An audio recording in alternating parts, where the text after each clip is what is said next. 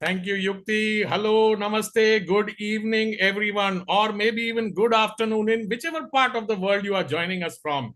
A very warm welcome to each one of you who is joining us today.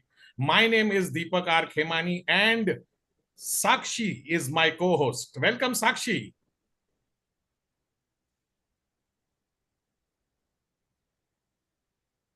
Yes.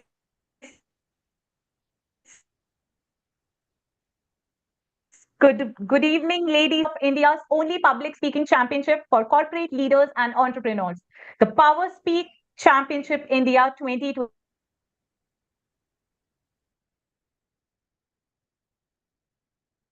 and SBY Academy initiative for today. And we have an exciting evening ahead as our semi-finalists share powerful research-backed ideas on the theme India 2050. To begin today's session, it is my privilege to invite someone who has spent over 4 decades empowering people through financial and investor management, a professor and host known for engaging style, humor, and wit. He's passionate about spreading financial literacy and inspiring people to build lasting wealth and financial freedom. Ladies and gentlemen, please join me in giving a warm round of applause to our esteemed host, Mr. Deepak R. Khemani. Thank you, Sakshi, for those kind words. And now it's my time to return it back, return the compliments. Let me introduce Sakshi Sehgal. She's a communication skills trainer and a public speaking coach. She helps people communicate with confidence, speak with impact, and helps them unlock their true potential. Thank you, Sakshi, for joining me today as MC and co host for today evening's session.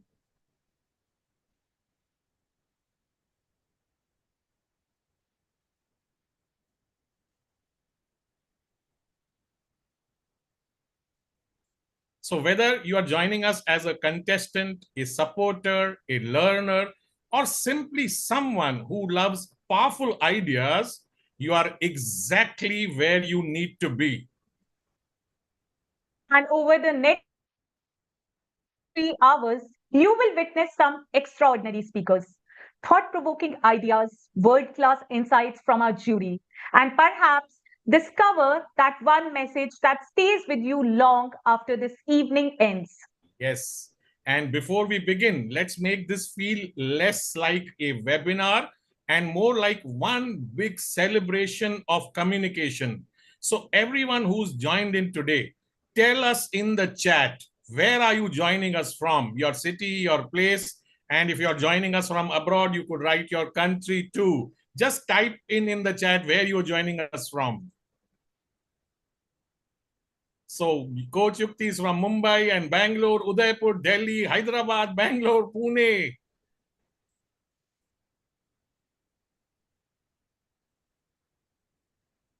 Wonderful. Let's look in the chat to find out. Yeah. I can see they are from different places. Yes. Cuttack, Bangalore, Pune, Coimbatore, Chennai. Lovely. So we have the whole of India represented over here in this one session. Here's another question for all of you. How many of you are attending this Power Speak Championship for the very first time? If you're doing it for the first time, just type first FIRST in the chat. Oh, wow, so many firsts.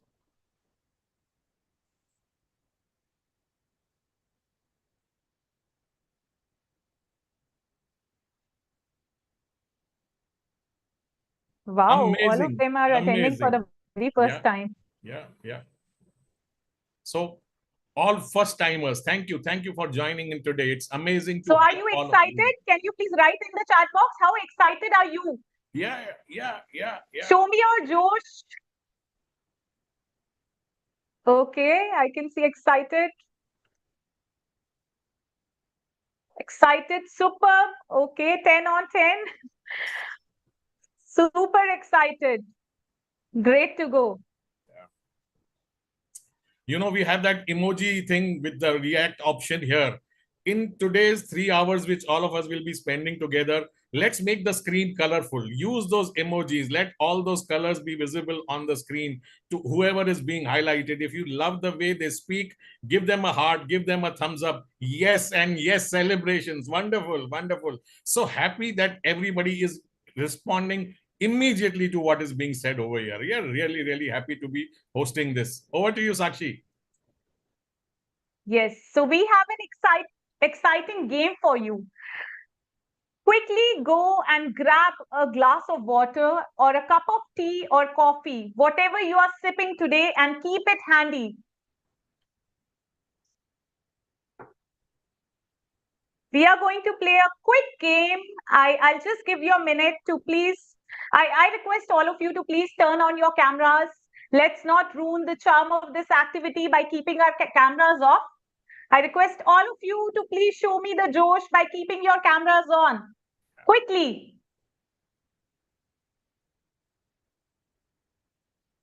Yes, I can see so many cameras are still off. Please turn on Wonderful. your cameras.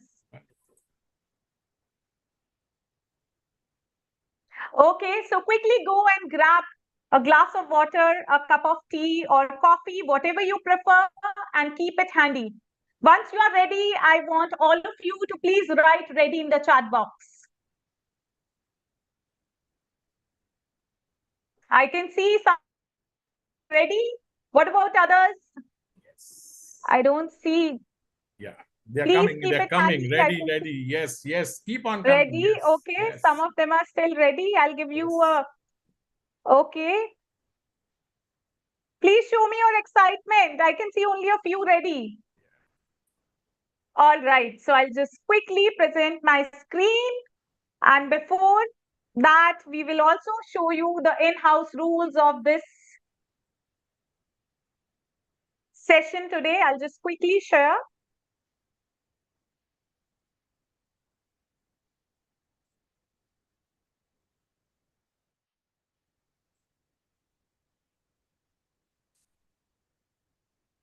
Yes.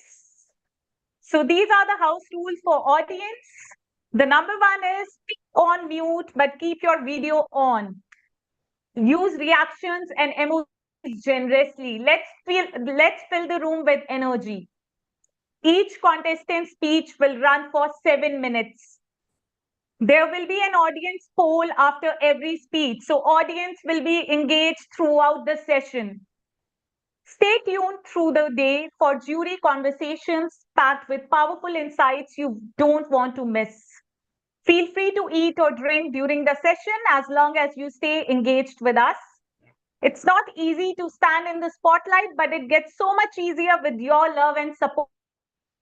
So pour it on for our 20 contestants, 10 today and 10 more tomorrow. And the top 10 winners and the Audience Choice Award will be announced at the end of the event on Sunday. Okay, so the number one for this game is there's only one rule. So if the statement applies to you, you can simply take a sip. And if it doesn't apply to you, you do not have to do anything. All right. So the first one is Sakshi, I would suggest a gallery view for that. Will be fun to see how many people are sipping in. Yeah, Preetham, so you can just remove the spotlights. Let's just see everybody. okay.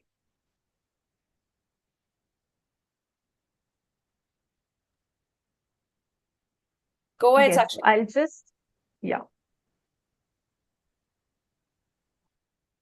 type 1 second. Yeah. So the number one is if you have ever felt nervous before speaking in public, you can sip.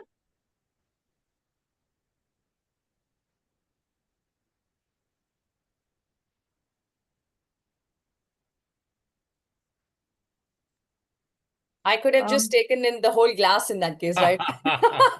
Yeah. Always nervous, always some All of us, butterflies all in of the us. stomach. All of us. Right.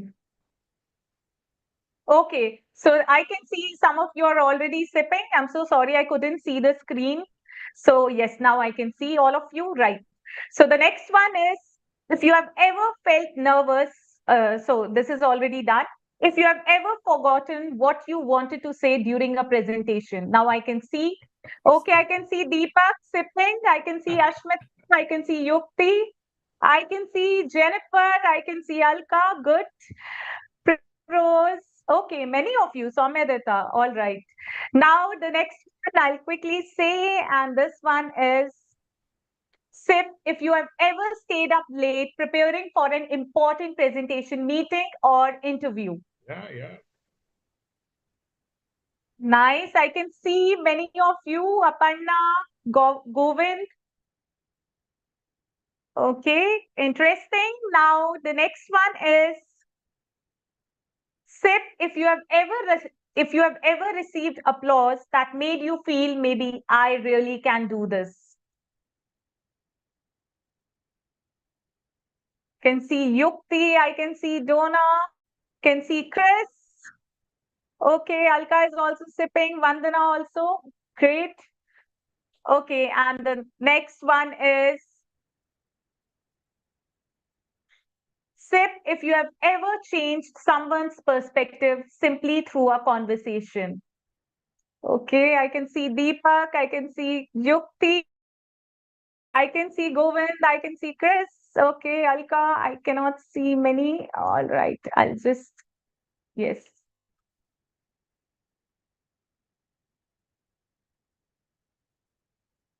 Sip, if you are here because you genuinely believe communication has the power to change lives. I think most of you agree with it. I can see so many people sipping now. Rahul, Archana, Primrose. All right, nice. Kudos, guys. I really appreciate this thing that you are playing this activity wholeheartedly. The next one is Sip, if you are excited to witness India's future thought leaders tonight.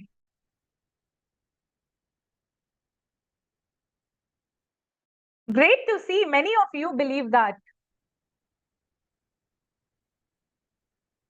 All right, so thank you for participating actively. I think after all the sipping, we need a bio break. But not yet. Hold on to it. Hold on to it. Let's keep the show going. My whole cup of coffee has become empty. You know, I kept on sipping. And I have 500 milligram of, look, my jug is so big. Judging by I these, will keep sipping. yeah, judging by all those sipping and answering and responding to all those questions, we have an audience full of communicators, an audience of leaders, dreamers, and lifelong learners. Sakshi. Yeah, so now we officially begin. I would like to know this one.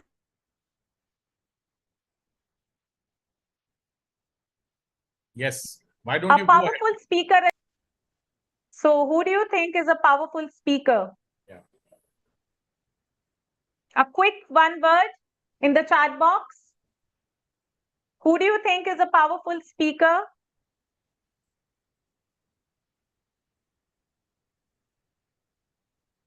One who is authentic, convincing, Yeah.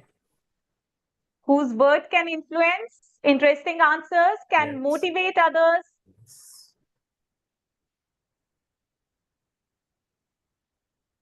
My chat is flooded. Okay, good Yeah. at storytelling, expressive, confident, someone who influences through words, a speaker who doesn't have to memorize their script and still be effective.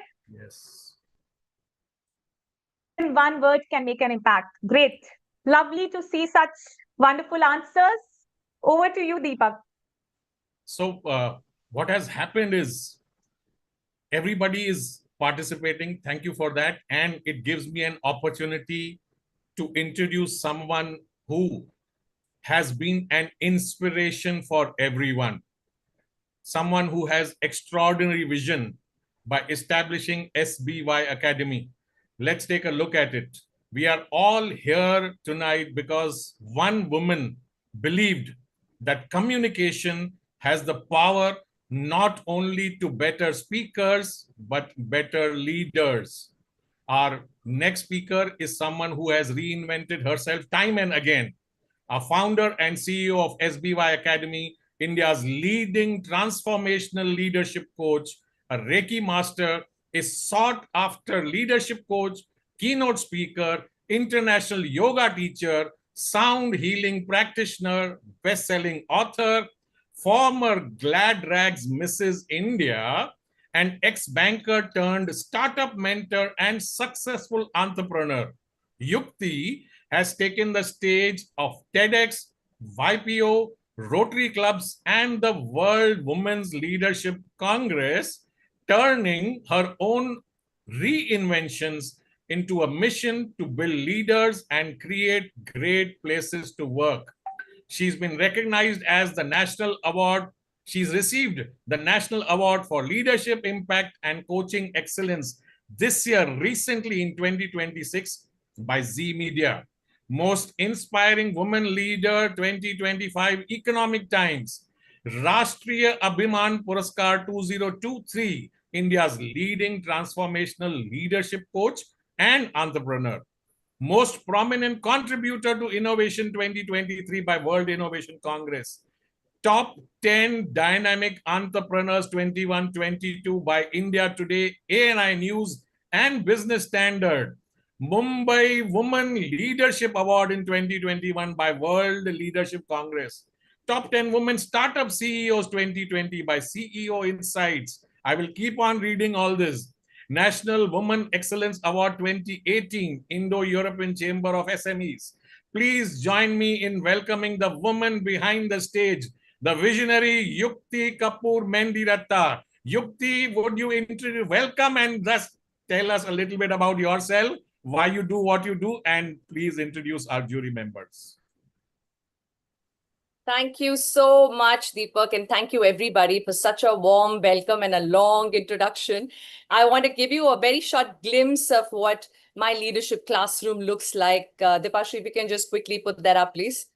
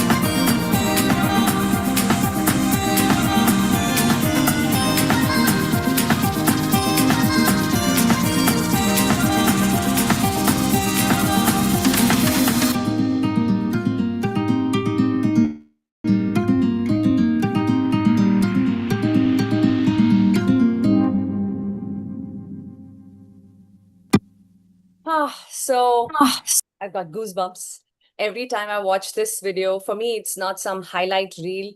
For me, it's a room full of people who come lost, feeling unsupported, unheard, unseen, and they go back with owning their own identity. That is the power of learning how to be a leader. This is not just a 2-minute footage, but 20 years of my work that I've tried to sum up into this small little video to give you a glimpse of what is the real power of leadership. So, just to quickly go back into the origin of this thought, I've been with Citi and Barclays for over a decade. And as a banker, I was doing fairly well, getting promoted every other year. And then I felt like I'd hit that point of stagnation when the next level of promotion wasn't exciting enough. And that wasn't because, I felt like I know everything, but it's because I felt that it's exhausting to keep proving yourself and waiting for someone to lead you the right way. As I looked around, I saw a lot of people trying to work hard and do their bit, but I couldn't see too many leaders. Initially, I kind of blamed the organization and then a few organizations, then an industry. And then I felt it isn't restricted to any of this. The fact is that we don't learn leadership. We don't learn it in school. We don't learn it in college. Right? We just are expected to lead. Yeah. And so we try our bit, but that's not enough. Why that's not enough is because we cause collateral damage in this process of learning. We take away somebody's confidence. We take away somebody's peace of mind. That's a huge price to pay for your learning. And so I looked around to see, is there a platform that can teach me leadership in a structured way? And if there isn't one I see, then why don't I create one? So Silhouette by Yukti is the intention to put out leadership as a subject, as a skill, because it is a skill. It's a skill that anyone can learn as long as they are consciously willing to learn. And the best part about leadership is it makes you a better you. That's the best part. You know why? Because spirituality is the essence and core of leadership. So if you see my classroom, it is not a typical classroom where I have a PowerPoint presentation. Some of my students are here. There we were talking about spirituality and leadership. Here we're talking about public speaking because learning never ends. And the different aspects of leadership is also as endless. There isn't one thing that makes you a leader. It's a combination of so many. So a real leader is somebody who has the intention to be a lifelong learner forever, not just a hashtag on LinkedIn, but in the real sense of the word, always sitting with a notebook and pen and willing to invite another teacher, another mentor, another coach to say, hey, you know what more can I learn? And as we went deeper into this space of leadership, helping people become better leaders, become better people, I realized that communication is what takes away the visibility of those who deserve to be in the spotlight. Because when they get that spotlight, they don't know what to do with it. And when they don't get it, they sit and sulk, thinking, oh, what? Ye undeserving insan ko dal diya stage pe. This person who doesn't deserve to be there is there. Why doesn't anybody find me out? And that's when I go and tell my leaders that, you know what? Nobody is responsible to find you out. It is your responsibility to create your own visibility. And public speaking is the only way to do that. You've got to learn to speak with impact. See, the first level of communication is effectiveness. What you say is understood by someone. But that's not enough because the next level is where you create impact. And to be able to do that, you need to learn how to speak with the techniques that are available, proven techniques. And here, another thing that's important to note is you can't learn public speaking by reading books. I don't know if you've learned driving that way.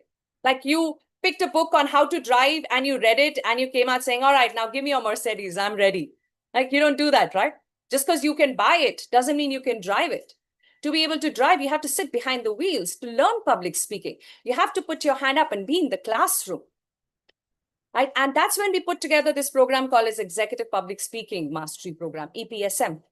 I'm very proud to share that from it being a thought to it being a program that's now sought after, we have rolled out 11 batches, small cohorts at a time, one after another for 4 years now, without a pause. We have been reaching out to leaders who are willing to put their hand up and say, I'm ready to be in the classroom. I'm ready to be visible. And we have some of the EPSM graduates here in the room itself. In fact, Two of the MCs are also EPSM graduates. We have Sakshi here today, and we will be joined by Neeti tomorrow, who is also an EPSM graduate.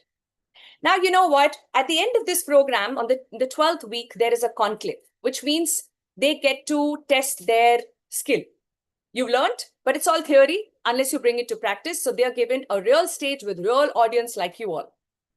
So in one of these conclaves, I was witnessing the magic somewhere at the back end, sitting in the back seat and watching the show and totally taken up with witnessing the transformation of these participants from those who could not even introduce themselves to those who were earning standing ovation. Was an absolute transformation. And that's what makes this work so fulfilling for me. But there's another thought that crossed my mind the last conclave. And I felt that, you know what, I think the stage is too small still.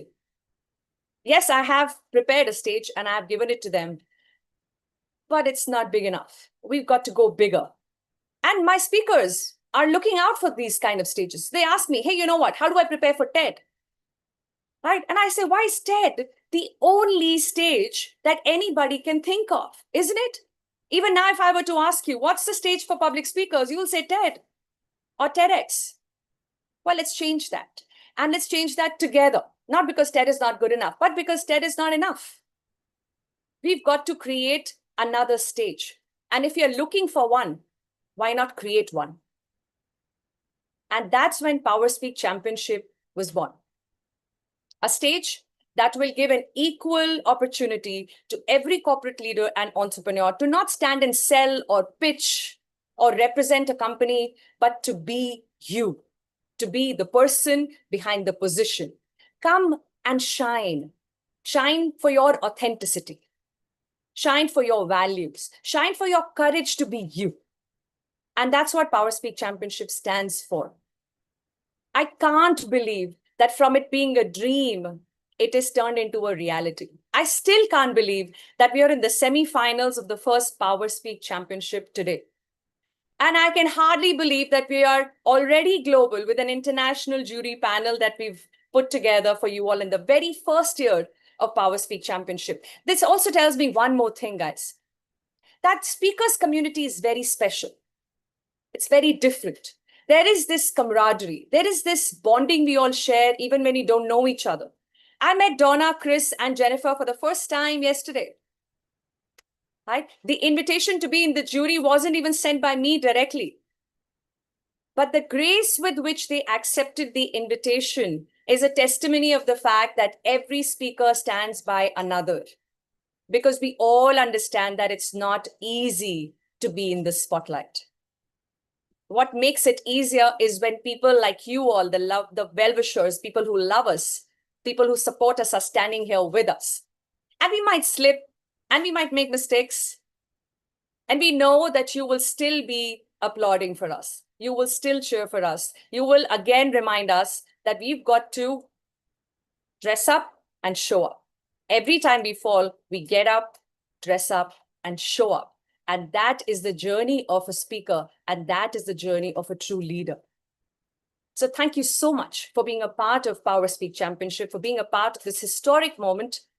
Let us set the carpet, set the stage, roll out the red carpet, if I may say, virtually and very soon in person, in real, in Mumbai for the grand finale.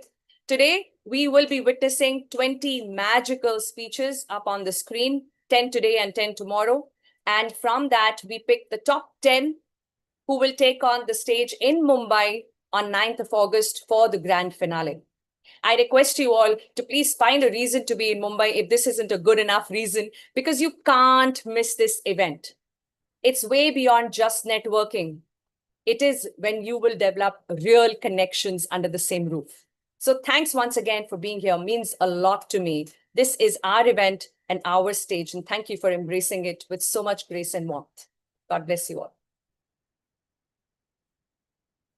Over to you, Deepak and Sakshi.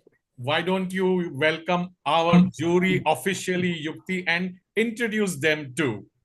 Sure. Absolute pleasure to do that. So let's start with someone who's pretty much done everything one can imagine or dream of. Okay, I don't know if she still has a bucket list, because if I were to look at a normal bucket list, they would probably say, I want to be a DJ and an actress and a singer and an entrepreneur and a speaker and successful at almost all of it. So Donna joins us from Singapore. She's Managing Director of EGN Singapore, Indonesia, and Malaysia, right now in Sweden. And thank you so much for making time to be here. She works closely with the C-suite executives and senior leaders on psychological safety, resilience, and high-performing teams. Very important interventions, by the way. We will talk to her a lot more about how to do this. What does resilience really mean? How do we create psychological safety? All this is easier said than done. What makes it easier to do? Look out for this conversation we will have with Donna during these 2 days. Her journey spans entertainment and business, as I said, known for her infectious energy. You will see that very soon. And powerful storytelling that I can't wait to enjoy. She inspires leaders to create lasting impact. The fun fact about Donna is that before becoming a globally recognized leadership expert, Donna was crowned the 2018 Global Female DJ Champion in Mumbai. Proof of her power to captivate a room on stage or off it. Fantastic, Donna. That is so amazing to know. Thank you so much. Really, really honored to be here. So thank you for Yukti for really inviting me. I'm honored, and I believe, whatever you just said is just amazing. I have a goosebump. And indeed, let's make this one of the best session ever to make you shine, because it's all about you. Convince everybody that through communication, you own the stage. You can change people's life. You can move people to the next level. Thank you. Thank you. Thank you, Donna, for being here, for all your encouragement. Thank you so much. Okay, we're joined by Chris, Jennifer. Okay, Chris, let's hold on. Ladies first, as they say. Okay. Jennifer, known as the Maverick CEO, is the CEO of Focus Direct Management Consultants, mentor, coach, consultant, and advisor. She believes that impactful leadership begins with recognizing that different strokes for different folks. I love that. It doesn't just sound good. It makes so much sense. Yes. Right? Through her transformative work, she has empowered organizations and individuals to unlock their potential and create lasting impact. A published author and producer of documentary Mommy Says I'm Special. Oh, wow, that sounds so cute. Jennifer is passionate about building inclusive, purpose-driven leaders. And I love when she brings out the fun aspect of functionality. And she says, functionality is even more functional when there is fun in it, right? So we're going to bring in that fun quotient for our semi-finals as well. Will we do that? Give me some emojis to confirm that you will be adding to the fun in the room. Not just sitting back and witnessing, like Deepak rightly said, it's not a boring webinar. It's an action-packed space. So let's just fill it up with all your love and add more fun. Thank you so much, Jennifer, for joining us. She joins us from UAE today. Thank you so much, Jennifer, for being here. Really fun to be here. And I'm going to bring the fun element into it, hopefully. Oh, we can't wait to see. It's an honor and a pleasure to actually share with these amazing people that we're going to witness. And what if we can actually learn from them too? Of course. Everyone is either a teacher, a novice, or an intermediate. So who are we and what can we actually get from this? We're in all of it together. Absolutely. I'm sitting with my notebook and pen ready to learn. Thank you so much. Yeah, so are you. See, that's what leaders look like. Thank you so much, Jennifer. Thank you for being part of a jury today. And now let's welcome Chris. Chris Baldwin is an international keynote speaker, TEDx speaker, event host, entrepreneur, and communication expert. He is the founder of 10X Speaker and is passionate about helping business leaders communicate their vision with confidence, influence, and authenticity. Through his engaging keynotes and storytelling, Chris inspires audiences worldwide to build meaningful connections, lead with purpose, and create lasting impact. He has been a professional speaker for over 8 years and more, and has spent almost the same time or more teaching and helping others to take on the stage. And that's service. I mean, that's the most beautiful way to serve, when you use your craft to help others live a better life. Fun fact about Chris is he's fascinated by human connection and believes that one powerful conversation can change the course of a life and even a business. And I have a feeling that we will have many such moments today. Thank you so much. A very warm welcome to you, Chris, for joining us as a jury member. Thank you, Yakti. One of the things I always believe in is, with public speaking, it's how you make other people feel. And feelings are really the things that become synonymous with your voice. And I've never heard you speak before, Yakti, but this intro that you gave for the first 10 minutes, it literally had me tearing up. I was crying and trying to get off screen a little bit. So it was very, very heartfelt, and it made me feel the way I wanted to feel. And so I'm wondering how many other people in the room felt the same way. How many other people actually teared up during Yakti's intro? Give a heart if you teared up. And that's amazing. So thank you for that, Yakti. Thank you for sharing. Thank you. Means a lot. Thank you. I think emotions are like the core of any conversation, and I can't wait to talk to you more about it. We're going to have a bit of a conversation in the day today, so look out for that, please. But I would like Chris to put some more light and more depth into this space that's so relevant for each one of us to understand and practice. Thank you once again for being here, Chris. Means a lot. Looking forward to it. Thank you, Yukti, for setting the stage. Thank you and welcome to all our jury members for joining in. The audience is ready, the jury is ready, and it's time for the stars of the evening to shine. Sakshi, why don't you introduce our first speaker? Absolutely. I'm ready to do so. And I'm also excited. The room, the energy is already filled with infection.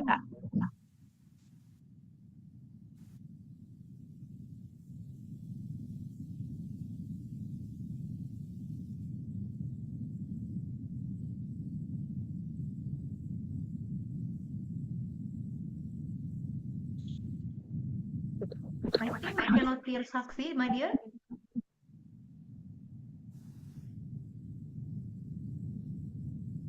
Sakshi, we can't hear you all okay there?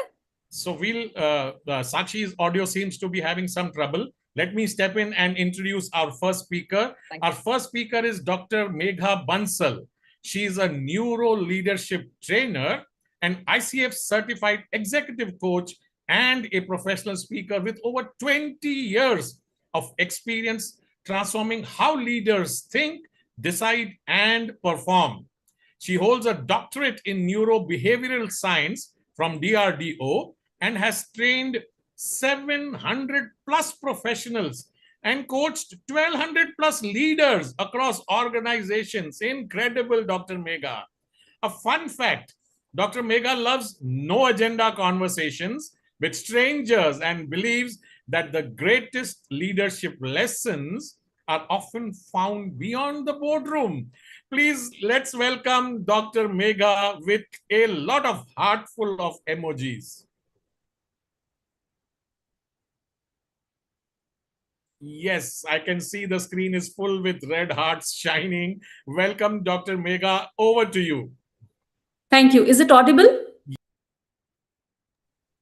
Yes, Okay. we can hear you. Yeah. Okay. Should I begin? Yes, please. So, good evening, citizens of India 2026. 3 days ago, I received a letter from my granddaughter. Now, before you all start judging my age, I don't have a granddaughter in 2026. But the letter I received is from 2050, maybe through a time machine. This letter has no QR code, no stamps, just has few beautiful handwritten words. India 2050 from your granddaughter. My curiosity defeated logic and I opened that. And how it started? It started like, Dear Grandma, I'm writing this letter to say thank you for my India 2050, which you and a billions of strangers who decided to believe in each other have built. Now, before I show you that how India looks like in 2050 through the letter which I have received, I'm proud to share my vision of India 2050. I see an India where the world's oldest wisdom becomes the world's newest science. I see an India who believes in their children's dreams. I see an India physically and mentally healthy and emotionally connected. I see an India that planet Earth itself thanks. And I believe this, not as a dreamer, but as a student of neuroscience. Because inside our head, one single neuron can't do anything. But when 86 billions are firing together, you get memory, music, Chandrayaan. Nations are like our brains only, which can be wired. How? Just one connection at a time.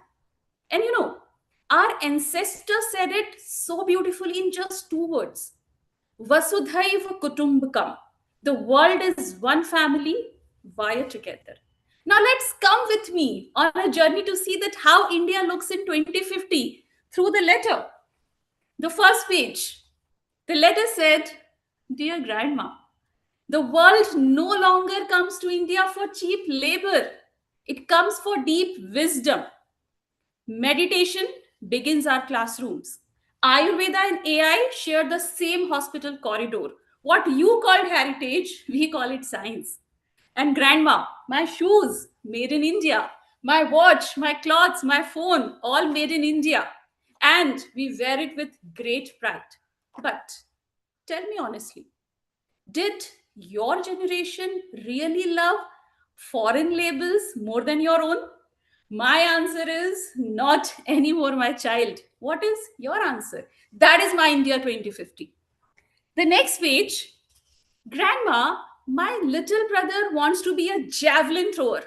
Last night he shared that dream with us and we all celebrated. Friends, you and I grew up in hearing a different sentence. Beta, sports won't fill your stomach.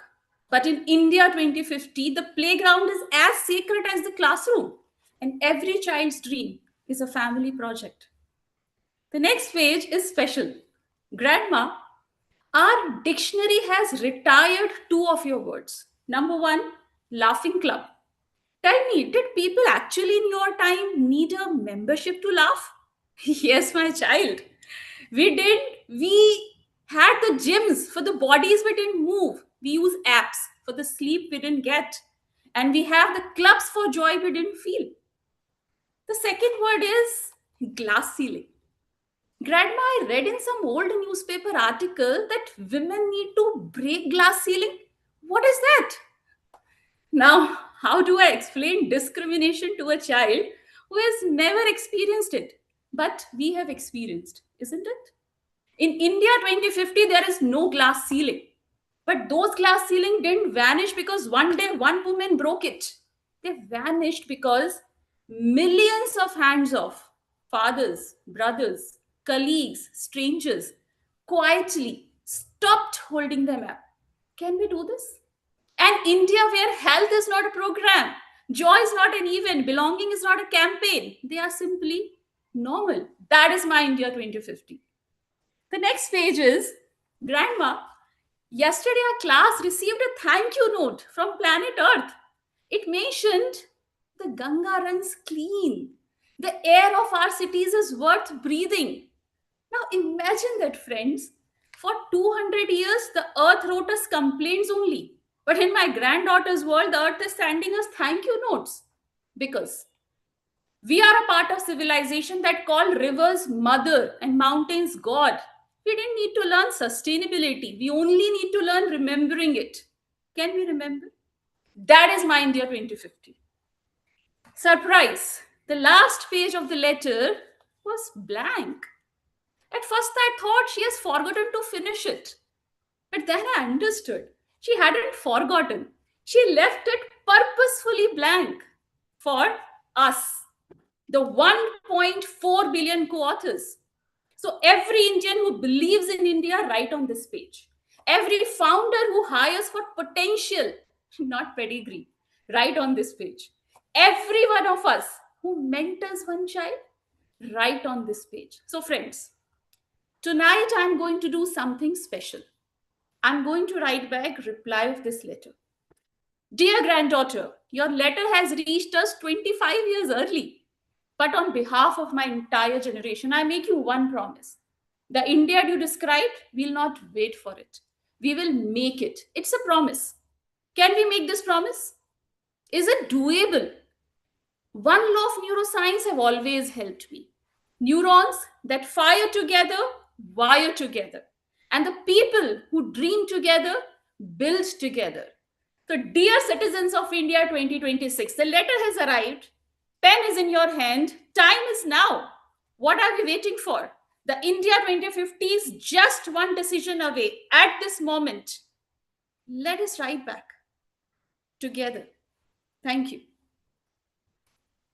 Wonderful, Dr. Megha. Wonderful. Let's shower our love, all the audience. Yes, wonderful. One is because you finished on time. A speaker who takes the stage respects the clock and respects everybody else's time. So very, very well done, Dr. Megha. Thank you so much. You shared something so thought-provoking that we don't need to wait for 2050 to happen. We will bring 2050 far earlier, and the letter will change. Our granddaughters and grandsons will send us something totally different. Very, very well done. Now, I will introduce a poll, and this is for the audience. Everybody who's attending this show needs to understand that there will be an audience speaker, somebody who gets elected and selected by the audience. So request everybody to participate in this poll.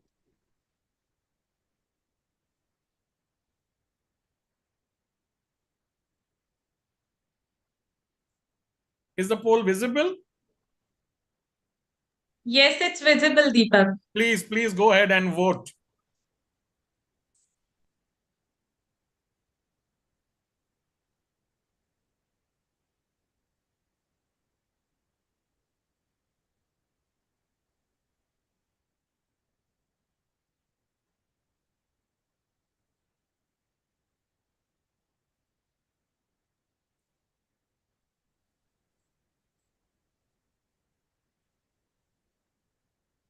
While you answer the poll, it's important to know that we will not be sharing the results of the poll right now. Is that right, Deepak? The Yes. plan is to keep it to Yes. us till the Yes. end of the Yes. semifinals tomorrow. Yes. And that's when you will know the results. So Yes. Please be honest and put your scores out there. Yes. So all the results from the polls will be collated and a winner will be announced tomorrow. So I'm taking the poll off now. Let me close this and let's go ahead and bring in our speaker number 2 for today evening. Our speaker 2 is Aparna Tiwari. Aparna Tiwari is a senior consultant at TCS with over 28 years of experience across retail, BFSI, and life sciences. She specializes in customer advocacy, delivery excellence, data-driven decisions, governance, and has meaningfully improved customer satisfaction and data accuracy through process optimization. Fun fact about Aparna: she loves building and customizing processes and is now weaving spiritual practice into her own journey towards transformational leadership. Let's all welcome Aparna Tiwari. Aparna, the stage is yours. Thank you. Let's imagine that we are in year 2050. There is a small village in India and where a young girl is sitting and attending a class on her laptop. She is not talking to it in English, but in her own language. Her classroom is powered by technology, her air is clean, and her opportunities are just limitless. She is not worried about where she has come from, and because in this India, it is not about where you are born and how far you can go. When I imagine this India, I don't just imagine the future. I also remember my past. My father was in the sugar factory, and sugar factories are normally placed remotely in some small villages. I started my schooling in that village, and I remember when I went there, I found that there was no proper education, no proper system, and there was no opportunity for growth. And hence, I had to leave my family at a very young age to pursue the studies in a boarding school. While that journey has shaped me to become the person I wanted to be, but it made me think and ask a question that is it really required for a child to leave its home just to pursue a good education? That is why my vision of India in 2050 is deeply personal. I want to see a developed India, but more importantly, a deeply human India. By 2050, we all know that India would have completed its journey of Viksit Bharat at 2047, and we would be a strong economy, a global leader, and a powerhouse of innovation. But I want to ask a simple question. Is the development only about the GDP or the numbers, or it is about the dignity of each and every citizen of this nation? Because a nation cannot be truly developed until its people are fully developed or they feel developed themselves.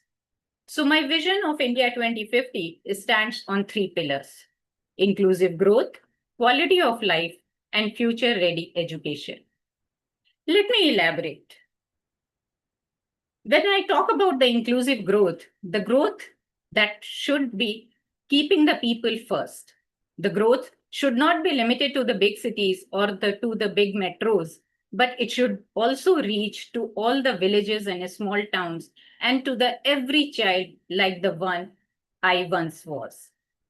No student should feel that they need to leave their home just to access the better education. No dream should be limited by the geography. And this is where the technology is going to help us in bridging this gap by bringing in better quality education and then the healthcare and all the opportunities to every corner of India. Because the strength of India does not lies only in the top 1% of the people, but also in the dreams of 1.4 billion people. Talking about the quality of life. What is the point of growth if our cities are unbreathable? What is the progress if we are just going to cost us the environment? So my vision for 2050 is not only about having the technology and the big cities, but it is all about the cleaner air, the greener cities, and there is a sustainable living. So the country where the children are not only studying better, but they are also living better. Because the true progress lies not in building more, but about living better. And the final one is about the education and innovation. By 2050, I imagine that India would have become an innovation hub. And I want to see my India in 2050 as not just the innovation follower from the other countries, but it should lead it. And it should lead it with the conviction. And for that, our education system should evolve. It should evolve from rote learning to curiosity, from memorizing answers to asking better questions. Because in 2050, every school should not only be developing the talent, but it should be also developing and nurturing the thinkers, creators, and the problem solvers. Because the future belongs to those who are creative and not that who are repeating themselves. So the future is full of possibilities, but there are challenges. And the challenges that can come across about the inequality that may widen, the pollution may increase, or there is a jobs that may change due to AI. So the real question is not what India will become, but how we will shape this journey. Because for that journey, we need to make sure that each and every Indian should be making a right choice every single day. So my vision for 2050 of India is not only about a developed nation, but it is also a country that will be having a inclusive growth, the quality of life is better, and then there is a focus on education and innovation. We should not be having any child flown out of the country or home for better education and opportunity. This is how I imagine India in 2050, where every dream belongs. Thank you. Wonderful, Aparna, wonderful. Let me bring in my co-host, Sakshi. Yes. Thank you, Aparna, for sharing such a wonderful vision of inclusive growth and a better quality of life for all. It was truly inspiring. Let's give Aparna a big round of applause. Yes. And let me share the poll for Aparna.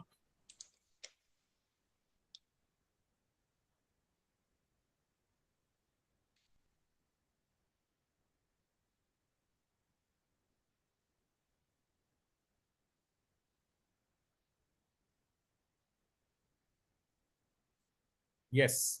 So our poll for Aparna is live. Give her that feedback. Let's see. Yes, wonderful. I see everybody participating. Incredible. Thank you. Thank you, audience. You are really participating. Yes, yes. Okay, great. Yeah.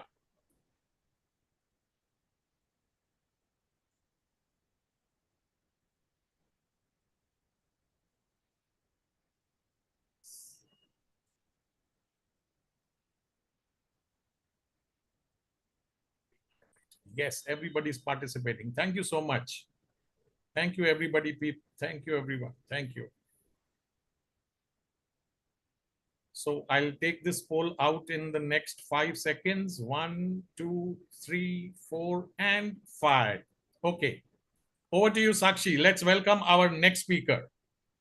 Yes, so we have our next speaker with us, who is a passionate finance professional and deputy manager at Samsung R&D Institute, India, specializing in financial reporting, process excellence, and strategic finance, recognized as a best performer every year. She is also a qualified image consultant who believes confidence begins with how you present yourself. And here's one fun fact about Ashmita. She loves exploring hidden travel destinations and expressing stories through the graceful art of Kathak. Please welcome Ashmita.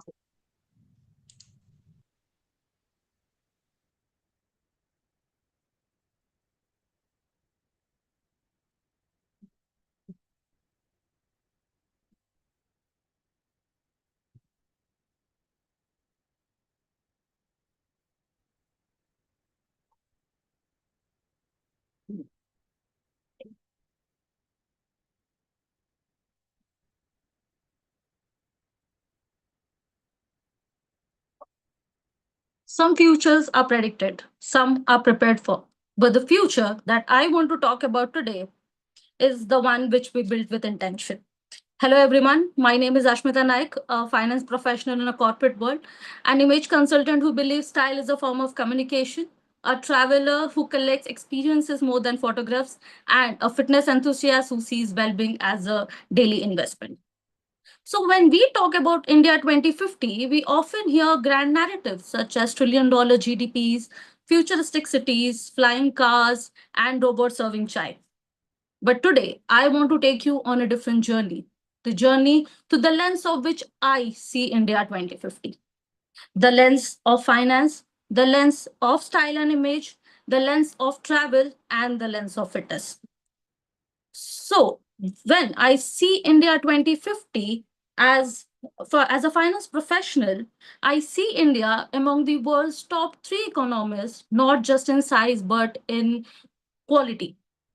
The corporate India will be measured on the 3 terms, which is the sustainable profitability, where the companies will not be measured on the basis of the quarterly earnings, but the long-term impact they create. Financial inclusion will be a norm where all the citizens of India will be having access to AI-driven financial tools. And women-led financial leadership, not as a milestone, but as a default, where women will be dominating the boardroom with their decision-making and leadership skill. Just imagine a world where your wearable devices are tracking your spending patterns, just like it tracks your footsteps, nudging you towards smarter investment. Imagine your portfolio being designed or aligned with your values such as sustainability, fashion, global exploration, and fitness. India 2050 will be financially strong because its people will be financially aware. As an image consultant, when I see future India in 2050, I see India as a global style influencer, not by mimicking Paris or Milan, but by elevating what is uniquely ours. By 2050, Indian textile will dominate the global luxury market. Corporate India will embrace power dressing with cultural intelligence. Think structured silhouettes and hand-woven fabrics. Fashion will be deeply sustainable, not a trend, but as a responsibility, and a personal style will evolve too. The image consultant will not be about what to wear, but it will be more about identity architecture, helping people express who they really are through elevating their personal style. And as someone who loves traveling, I see India 2050 where mobility is effortless. By 2050, high speed travel will connect India's major cities in just 2 hours so that our corporate leaves won't be a problem. Remote regions from the to Andamans, northeast to the Andamans will be accessible, preserved, and celebrated. India will be one of the top tourist destination, just not for its monument, but for its experiences. Imagine wellness retreats in the Himalayas powered by clean energy, fashion tourism in Kutch and textile trails in Tamil Nadu, culinary circuit across the Konkan coast. Airport feels like walking in an art gallery and stations feel like community hubs. Travel in India 2050 will be immersive, intelligent, and inclusive. As a fitness enthusiast, I see 2050 as a country where well being is woven into our daily life. By 2050, fitness will be a cultural norm and not a personal choice. Workplace will integrate movement, mindfulness, and metabolic health into the corporate KPIs. Technology will prioritize fitness, and your devices will know your body more than you do. Imagine cities designed for walking, cycling, and outdoor creation. Imagine corporate India conducting its meeting while walking trails and not just in boardrooms. Imagine a nation where health is proactive and not a reactive. India 2050 will be a fit one because its people will be conscious. So when I imagine India in 2050, I don't imagine a distant utopia. I imagine a country shaped by people like us, where professionals who balance ambition with aesthetic, discipline with exploration, fashion with finance, and fitness with freedom. So India 2050 will be economically powerful, systemically influential, globally connected, and holistically healthy. But most importantly, India 2050 will be an intentional one. So when we talk about India, just let's not talk about the numbers, but let's talk about the kind of people we are becoming. Because the future of India is not something we wait for. It's something we design through our choices, our passion, and our identities. And if we continue to grow with clarity, creativity, and consciousness, then India 2050 will not just be a powerful nation, it will be a beautiful one. Thank you so much.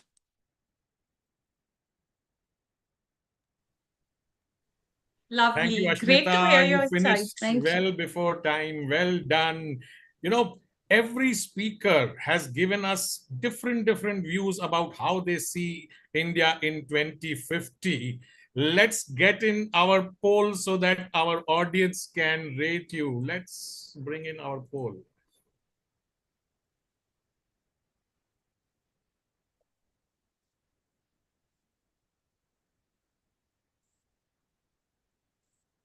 There it is on your screens. Audience, come on. Let's rate her. Wow, wonderful. Our audience is ready as soon as the poll has been launched. Great participation. Thank you, everyone.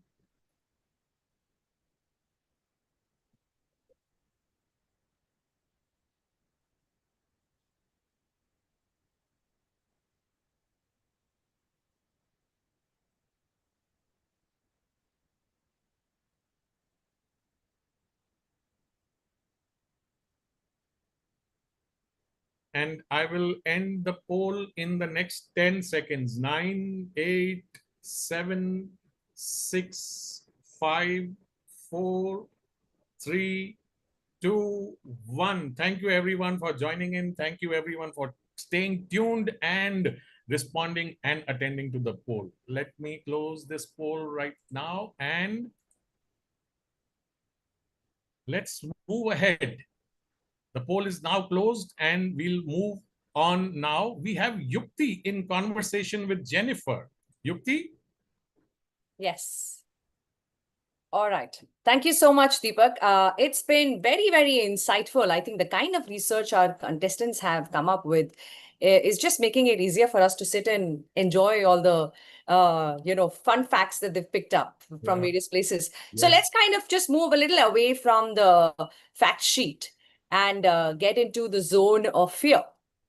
With Jennifer as one of our jury panels and someone who believes that fun out of functionality takes the functionality away, I think it's a great opportunity to hear what she believes can be really useful to deal with fear.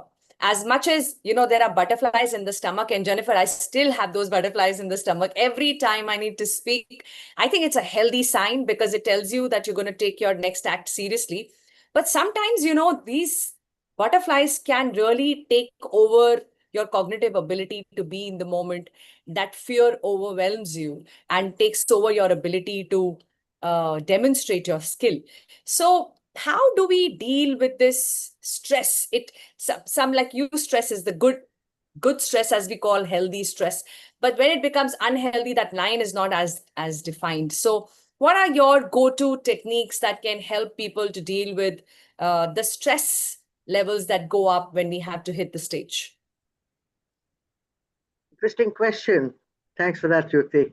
So now I have something that is very simple, right? And I've got an acronym for fun. Okay. Okay. So the F stands for first connect with yourself. Okay. So what's going on? I mean, how are you feeling? What's happening? Where are the butterflies? Are you really fearful? Are you fearful of the atmosphere, the environment, of the people? What is it that's actually creating the confusion that you're experiencing? Probably as butterflies, okay? The U stands for uncover your sweet spot.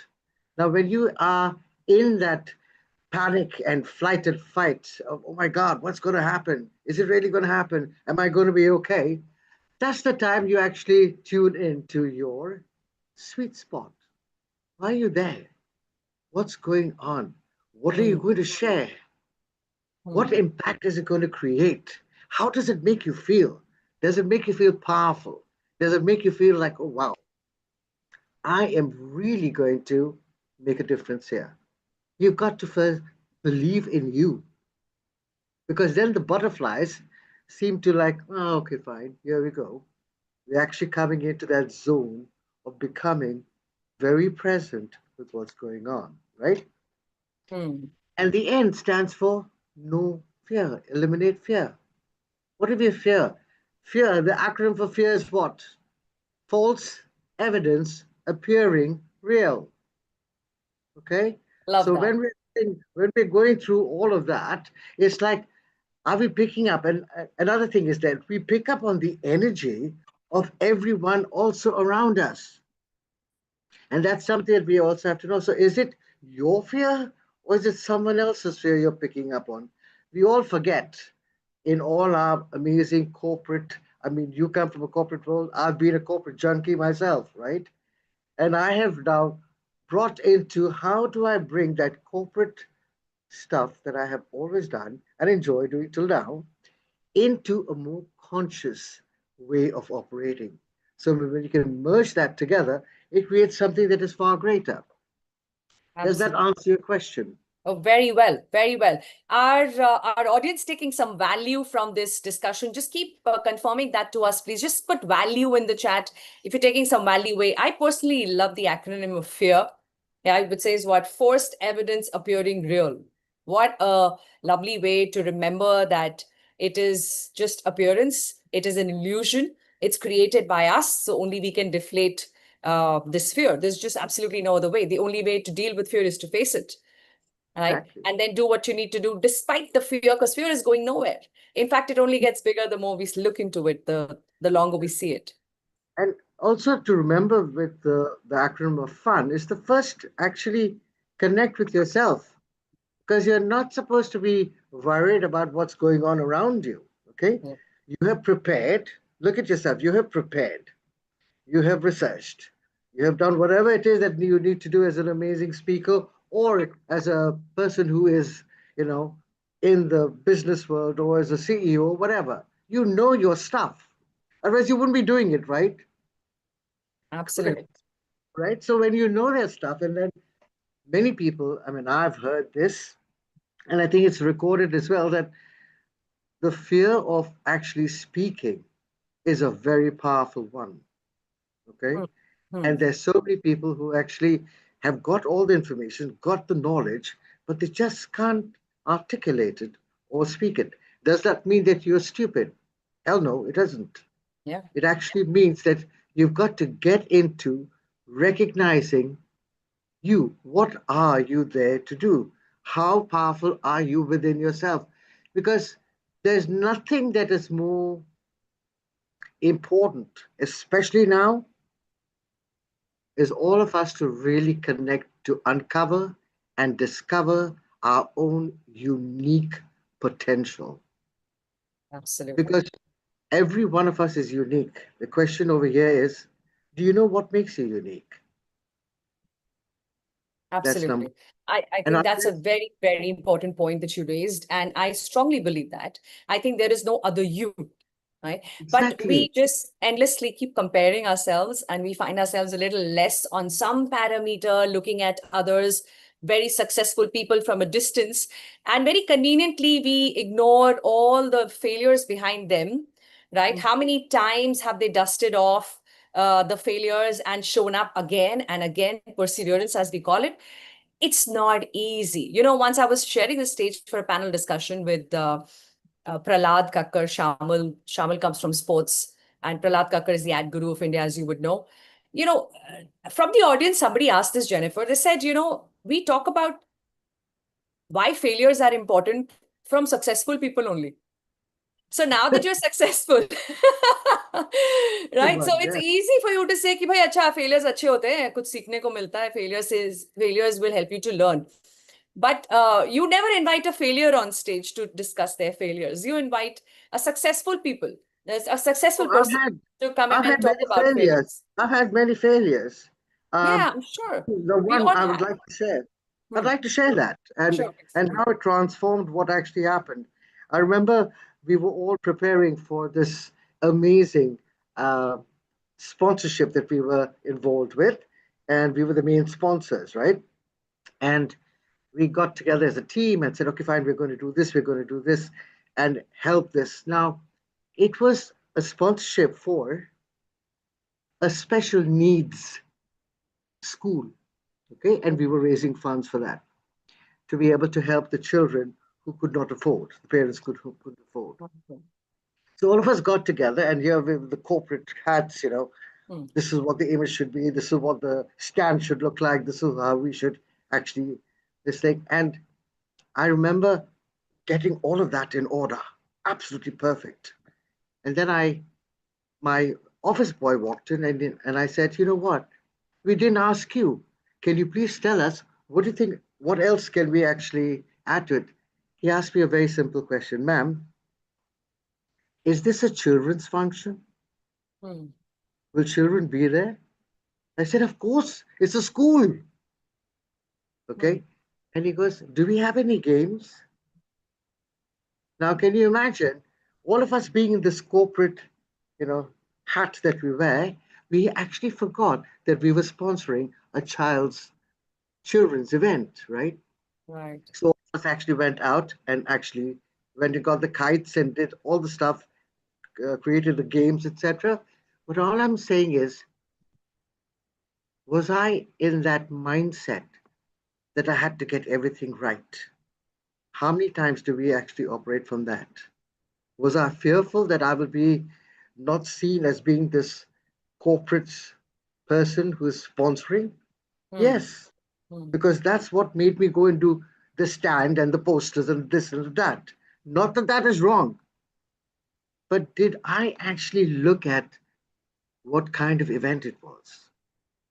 Was I able to learn from somebody else, even if it was an office boy? Yeah. How many times do we actually allow others to contribute to us? Do we have to have all the answers? Is the Hmm. question that we need to ask ourselves. Or can we Absolutely. be collaborative and come together to create something far greater? Very Right? well said. And thank you for sharing that story. That leaves us with a very important question. Do we know it all? And I think any wise person would understand that no matter how much we know, there is so much more to know. Right. So, with that, I would love to know what our audience is taking from this very brief chat with Jennifer that I absolutely enjoyed.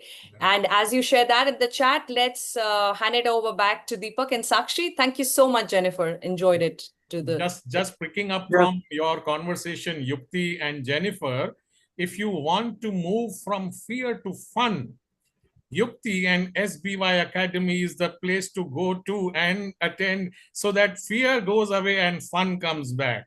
Absolutely. Right answer there, Deepak. Thank you. Spot on. Good. Thank Let me ask Sakshi to introduce our next speaker. Over to you, Sakshi. Thank you, Deepak. So we have our next speaker with us, Shilpa Nayak. Shilpa Nayak is a communication and transformation coach with over 7 years of experience helping professionals build confidence, executive presence, and impactful communication. She has trained 4,000 plus learners, coaching professionals across industries to communicate with clarity and influence. And here's a fun fact about Shilpa. She's a huge fan of thriller series, especially Crime Patrol, and jokes that even a missing TV remote turns into a detective investigation. Please give a big round of applause for Shilpa. Good evening, everyone. All right, so yesterday I received a letter and I was surprised. It was not an email, it was not a WhatsApp message, but a letter. But what surprised me was the date written on that envelope. Okay, 15th of, I'm not sure how many of you would be able to see, 15th of August 2050. And inside, there were three messages. Messages from a future India. Okay, I was absolutely curious and I opened it. And there were three messages from an India which doesn't exist yet, but I strongly believe we can definitely build it. So here I go with the first message. Dear India of 2026, thank you for building a country where my birthplace became part of my identity, but never the limit of my opportunity. I repeat, never the limit of my opportunity. And this sentence made me wonder. When we imagine India 2050, what do we see? Anyone from audience? What do we see? Very common: artificial intelligence, smart cities, India becoming most powerful economy. But the real question is not how advanced India will become in 2050. Rather, the main question is how many Indians shall advance with it. I am from Odisha, and like millions of other Indians, I also moved to a bigger city in search of opportunities. But imagine in 2050, where opportunity is traveling to people and nobody is being forced to leave their roots behind in search of opportunities. Imagine that small town girl in 2050. She has ideas, she has talent, and she has ambition. But she is not asking herself to which city should I move for a bigger opportunity. Rather, she is asking herself, what can I build from where I am? This is my first vision of India 2050, where Opportunity has no PIN code. Opportunity has no PIN code. Technology is traveling to every corner where your accent is not deciding your intelligence, your CTC is not determining your worth, where your past mistake is not defining your future, your bright future. All right. Now, moving to the second message. Dear India of 2026, thank you for not asking only how intelligent our machines could become, but how capable our people could become. Today, we are fascinated by artificial intelligence, isn't it? We often ask ourselves, will AI replace my job? What is the future of my work? Will machines become super capable? But perhaps this is a wrong question that we are asking. Rather, a better question is, will human beings become more capable? Will children learn only to use technology, or will they also learn how to think? Will young professionals learn only how to work faster, or will they also learn how to communicate, collaborate, and lead with empathy? My vision of India 2050 is not simply an India with advanced technology that, of course, we will achieve. Rather, I want an India with empowered people and empowered hearts, right? Imagine a farmer using technology without any fear in the language he or she wants. A young professional working with global organization without having to leaving their roots behind. By 2050, the world may have many technological superpowers, but I want India to become something different. A human superpower. A country of fearless innovators, confident thinkers, and courageous citizens. And here goes my last message from the letter. Dear India of 2026, when you were imagining the future, did you know you were already building it? Did you know that the decisions you made, the people you included, and the problems you chose not to ignore would become the India we inherited? And perhaps that is, we often forget. India 2050 is not going to be built in 2050. It is going to be built today. In every classroom where students will be encouraged to ask questions without fear, where employees will be asked to contribute, where women and girls would know that their dreams mattered, and in every single moment where we would choose convenience or responsibility, individual success or collective progress. So I asked myself, if India could really send us a letter from 2050, would it say that you created intelligent machines but forgot to build compassionate human beings? Rather, it would say, thank you. Thank you for building an India where talent is not limited by geography and where patriotism is not just a pride, it is the responsibility that we are going to carry future.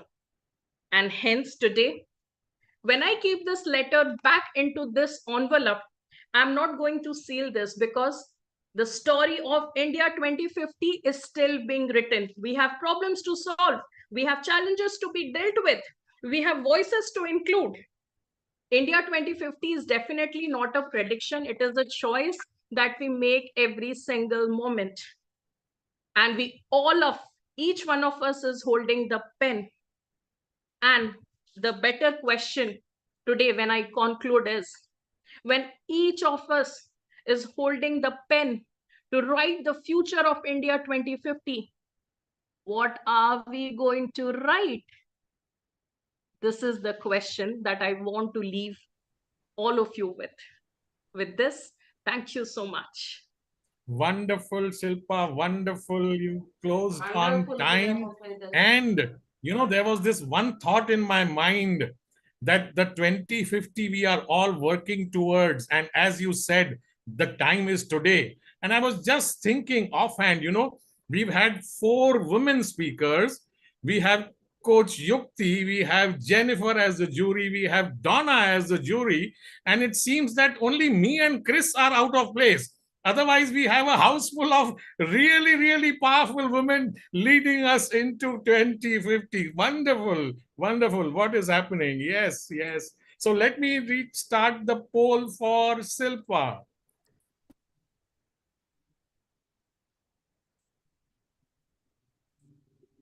Yes. Come on, audience. Looking forward to your ranking and seeing to it that you've selected your favorite speaker. Wonderful. 50% have already participated in the first 13 seconds. Thank you, audience. Thank you.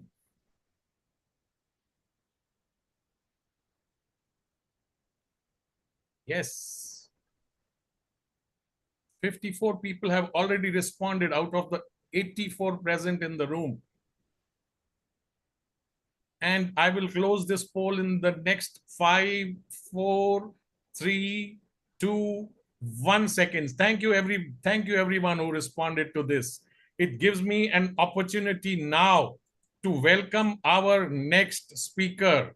And no prizes for guessing. We have another very powerful woman coming in, Archana Birnale. Archana is a TEDx speaker, corporate trainer, a communication coach, a storyteller, founder of Building Confident Speakers Academy. From the kitchen to the TEDx stage and now corporate platforms, she's turned her personal journey into a mission.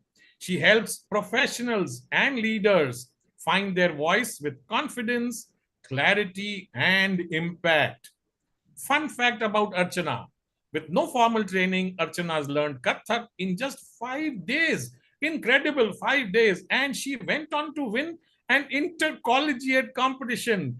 Let's all welcome Archana Birnale with a huge round of virtual applause. Welcome, Archana. Thank you.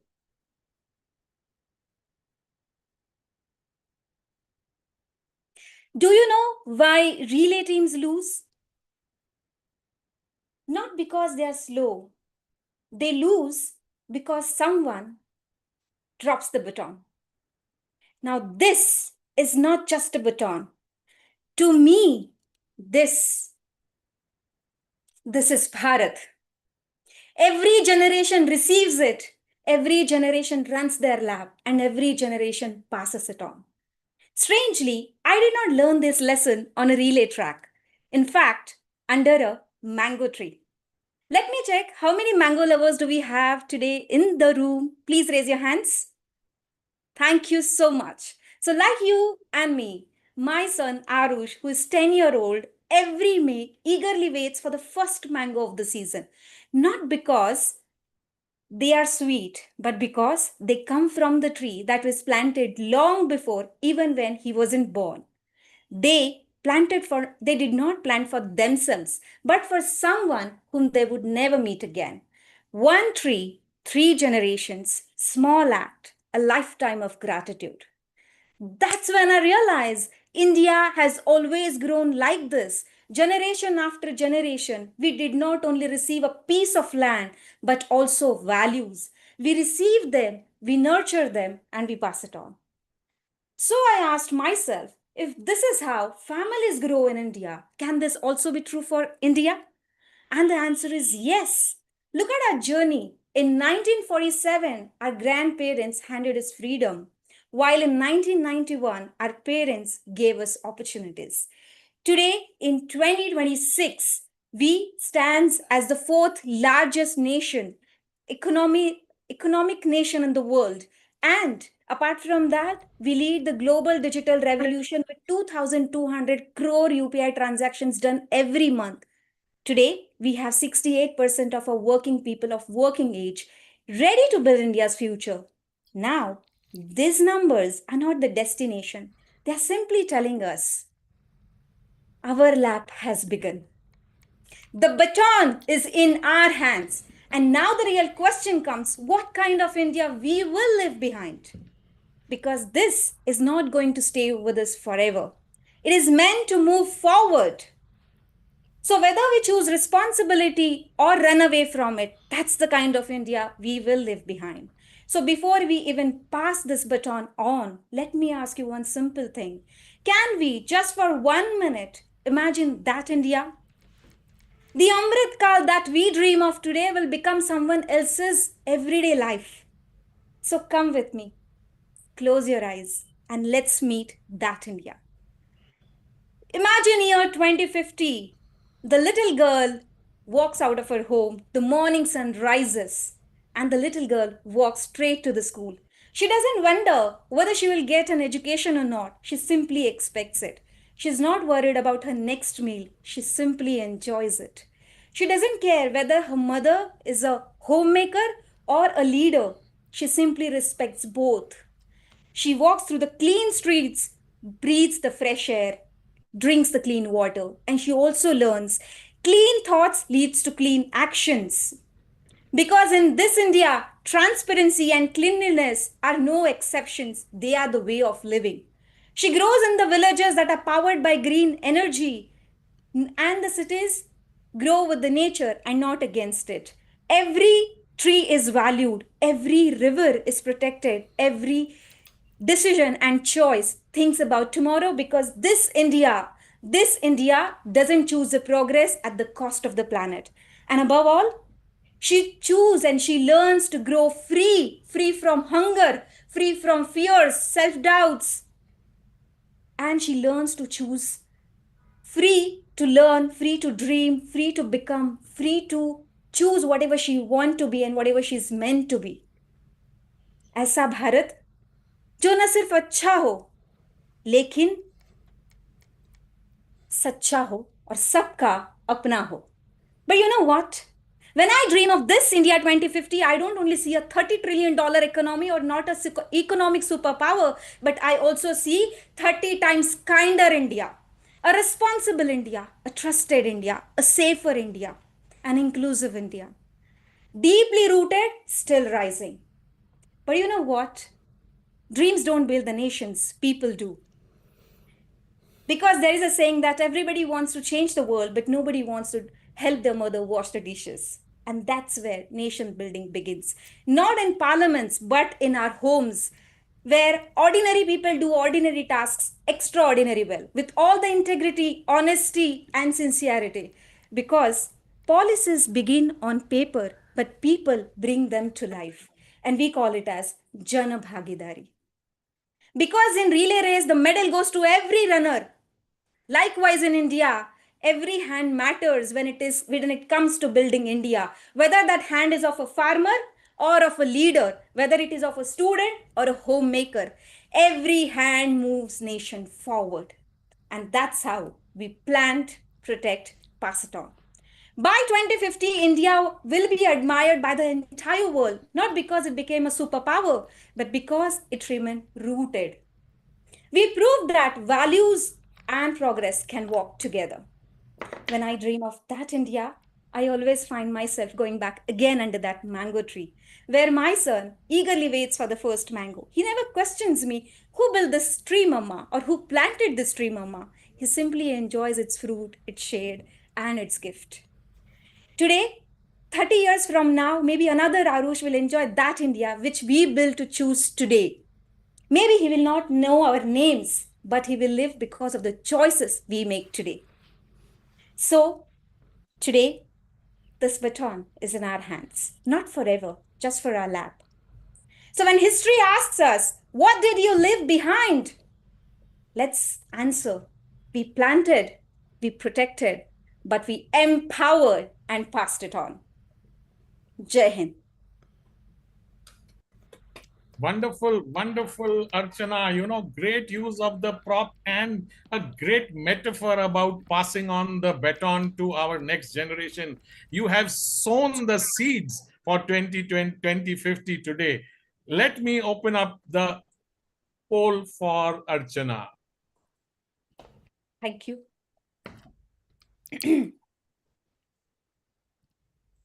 There it comes. Come on, audience. Shower your love.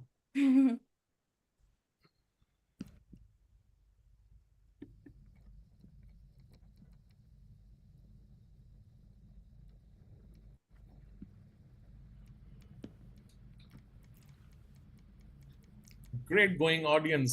62% of the audience have already participated in the poll.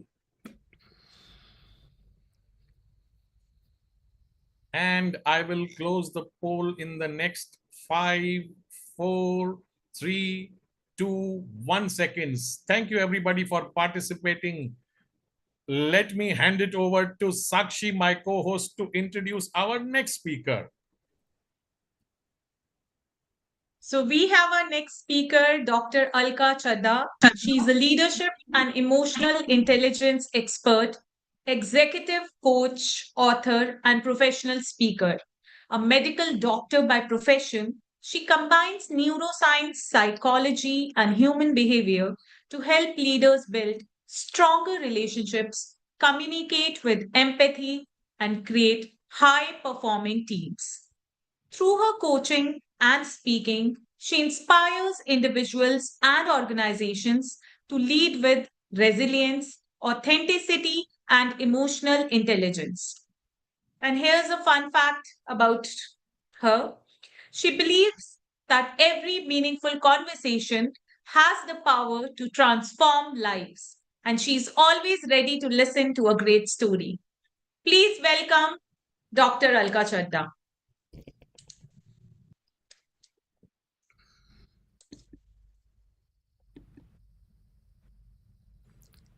I can't see the timer.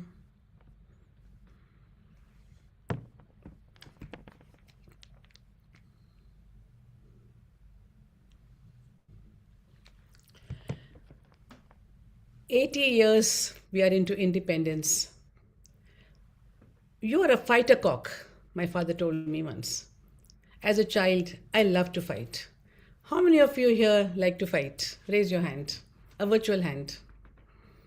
Yes, thank you so much. My dad told me stories of all our freedom fighters from our country, and he always told me, learn to get along with people. Learn to be like water. In my house, there was a tagline, be like water. I don't know whether you can see it. Be like water. What if I told you, each of you today, if I tell you, you are a river? What is the speciality of a river? The river has a promise to keep, like we have promises to keep to our country. The river has a promise to go to the sea. The river is resilient. You have all been resilient because you're here today. You're adaptable. The river goes around the stones and the boulders of life. It doesn't fight with the obstacles in the life. It just goes effortlessly without making any noise. The river is giving. You are all giving. Aren't you giving? Raise your hand if you're giving. Raise your hand. Thank you. You are all givers, and water is the biggest giver in this world, because if there was no water, there was no life. The two qualities of water, which my father always told me, one is humility, because water goes from higher to lower, and the other is giving. If we are giving, we need perseverance, we need persistence to become a great person in life, but for simple things in life, we need humility. On 6th of June at 8 a.m. in the morning, I was sitting in my clinic, and one of my very old patients just comes into my clinic, restless, upset. It was as if to say he was about to just cry. Anybody seen men crying? I have never seen so many men crying, but 2 or 3 in my lifetime. This was one of them. Raise your hand if you have seen a man crying in your life. Not many. Okay, thank you. So this person, Ajay, 57-year-old, was sitting in front of me, and he's telling me, I'm very upset. We had put a central glucose monitor on his arm, and the sugars were showing 500, 600. Imagine the amount of stress that he was in. I asked him, what is wrong with you? What happened, Ajay? Your sugars have always been in control. What has happened to you? He said something which shocked me completely. He said to me, Alka ma'am, I have not spoken to my wife for 15 years. Imagine living in the same house but not talking to each other. Today morning, She has asked me for divorce. That's why. The challenges in our life, the issues in our life, if we don't sort them out, they go into the tissues of our life. That is my acronym. Today, we are swimming in the sea or the river of cortisol, the stress hormone, which is there around in our body all the time, and we are in that fight or flight all the time. Let me tell you something. We have one antidote for cortisol, and that antidote is called oxytocin. Oxytocin is a cuddle hormone, it's a love hormone. When we make a beautiful conversation with another person, when we talk to someone, when we listen to someone, when we have that meaningful connection with each other, oxytocin hormone is secreted. I want to take you back to a time in my life. I had two small children. My 1-year-old, one day I was holding in my left arm, and the 3-year-old was catching my right hand. I was running to my hospital for my duty. On the way, I had to drop them to the babysitter. I reached the station, Mumbai railway station. How many of you familiar with Mumbai railway station? The packed. Yes, thank you, Deepak. Thank you, everybody. So I reached the station and I saw my train at a distance. I panicked. I started running. I scooped up my 3-year-old one also in my hand. I was loaded with bags, water bags, and whatnot. And just as I was about to reach the train, my knees buckled. And all three of us fell flat on the hot concrete ground. It was complete pandemonium. My children were crying, Mama, what you doing up? Kya karke rahe ho aap? And they were just, holding on to me. And I said, I have to catch this train. I can't lose one day CL. Familiar with CLs? I had to reach the college. I was teaching as a medical professor in the medical college. All the people around me helped me. I put my children together and put them in the train. And when I dropped them with a very heavy heart, I felt so derailed and so demoralized. I came back to the train, but my foot was fractured. Reaching the hospital, a cast was put. My foot was immobilized, but I was broken. I was broken not because my bone was broken. I was broken because I was devoid of emotions. I was devoid of connection with myself. What Randivi Madam just said today, connect with your own self. I was not connected with myself. I wasn't connected with my children. All I was doing was ambition, ambition, ambition. Tick, tick, tick. Work, work, work.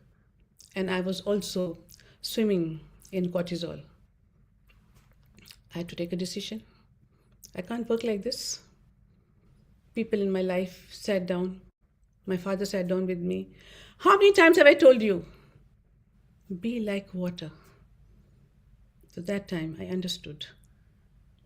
Be humble, don't be so egoistic. Adapt, be flexible.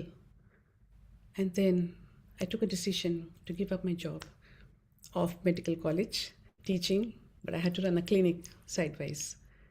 And then I had more time with myself. I started playing with the children. These children were my lifeline. I caught the neighbor's children. One day my son told me, Mama, can I get the neighbor's child? I said, yeah, do that. And when the children came into my life, the snow-clad mountain that I had become, rigid, frustrated, disconnected, derailed, and demoralized. Today I want to say, connect with each and everybody. Thank you so much. Thank you, Dr. Alka. We are talking about connection. Speaker's duty, speaker's message is all about connection. Let me bring on the poll for Dr. Alka and request audience to be as enthusiastic as they have been. Dr. Alka's poll is being launched now. There it is in front of your screen. Go ahead, people. 18, 25 have participated, 32, 36, wonderful, 38, 39. Thank you. We really have a great audience today. They've been participating right from where we started at 6 o'clock. We are close to 7:45 in the evening. Thank you, everybody, for being so enthusiastic and staying along, playing along. And I will close this in the next 5, 4, 3, 2, 1. Thank you everyone for participating. At this point, let me bring in Yukti back on stage. Let's put her in the spotlight and let's ask her a little bit about EPSM. What happens when somebody does that program? How their lives change? What do you teach them and why? Every, not only upcoming speaker, but even people who are actually doing speaking need to be a part of EPSM. Yukti. Thank you. Thank you so much, Deepak.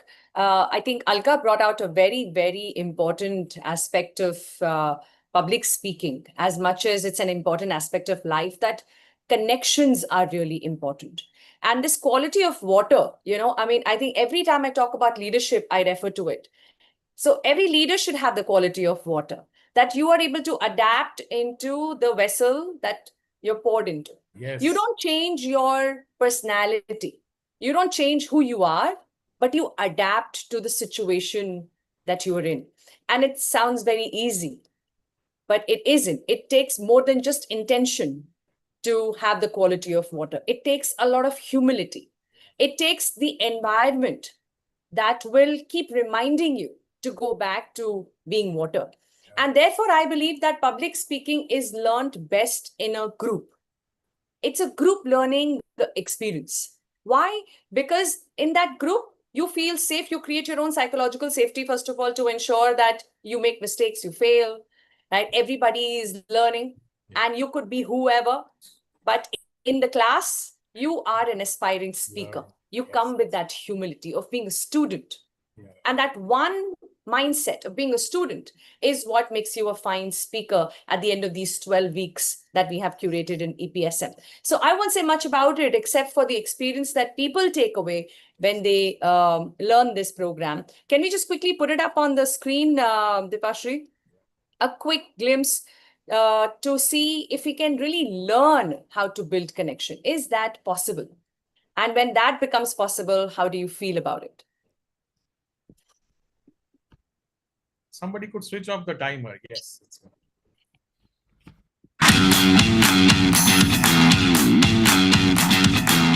Good morning. How are you? Good morning. Doing good. Good morning. Good How are you all doing?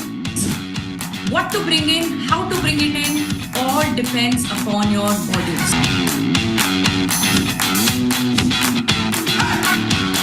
You deserve that because it's not easy.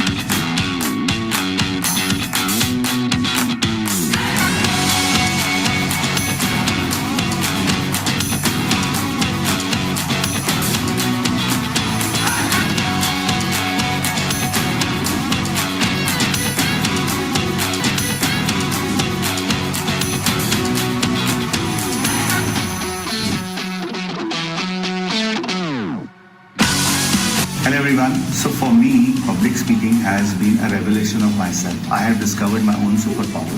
It has helped me immensely in my business and the way I pitch to my customers. So thank you, ma'am.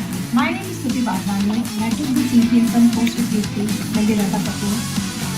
And personally, I have loved the systematic and the thorough approach that she has for conducting Yuki has been the guiding light that you all need. I never thought that I needed, since Yuki is a very interactive speaker and she made us all so engaged in it कि हर class में ये पता ही नहीं चला कि 2 घंटे कब निकल गए.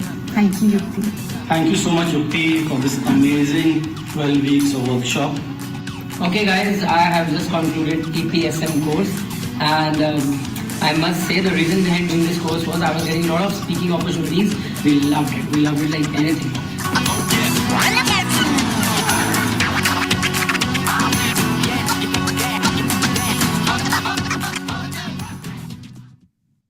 Didn't that look like fun?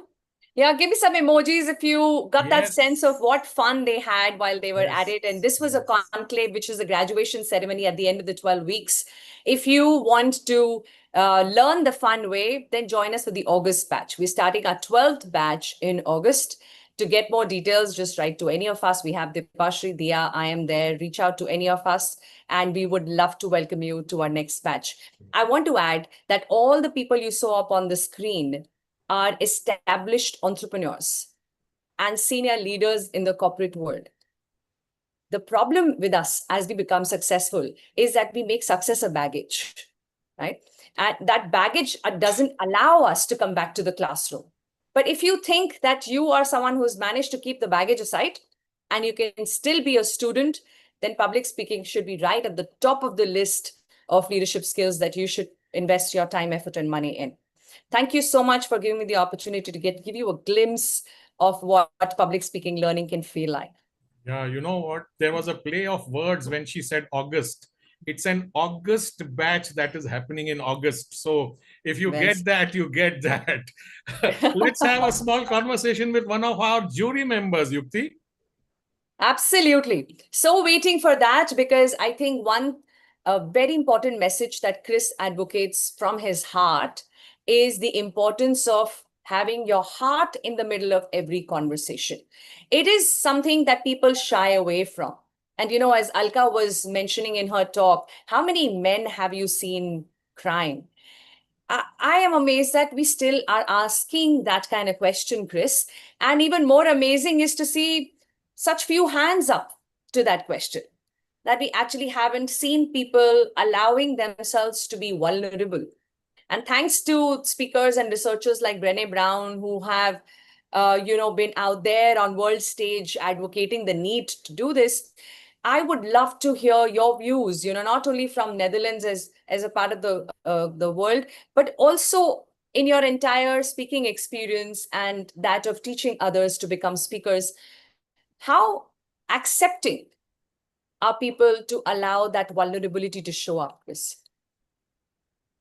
So yeah, I've been in public speaking now for well over a decade, and I've noticed just a general trend, like how many women are stepping up to the stage and really being those leaders. And these women are highly sought after on international stages.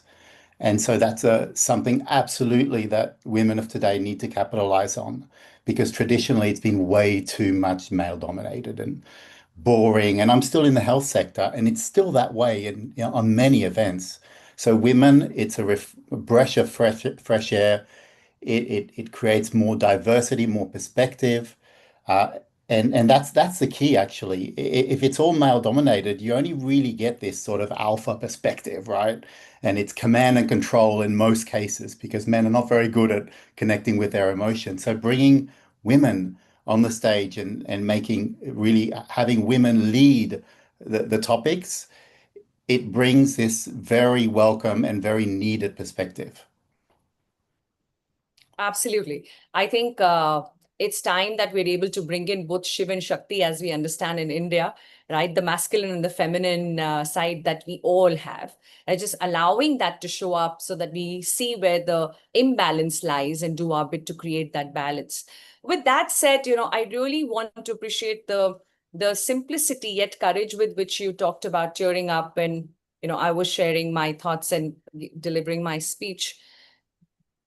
In my experience, Chris, people would not be so comfortable to even confess that they were tearing up. You're feeling the emotion, you're feeling it, but you're not able to say it that way, right? So you would probably at best say, it was a great speech, or it connected with me, or I resonate with it.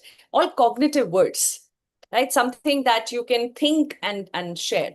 But the feeling words, the emotion words, not only is our vocabulary limited, I think we also limit ourselves to use that vocabulary. What's your view on that?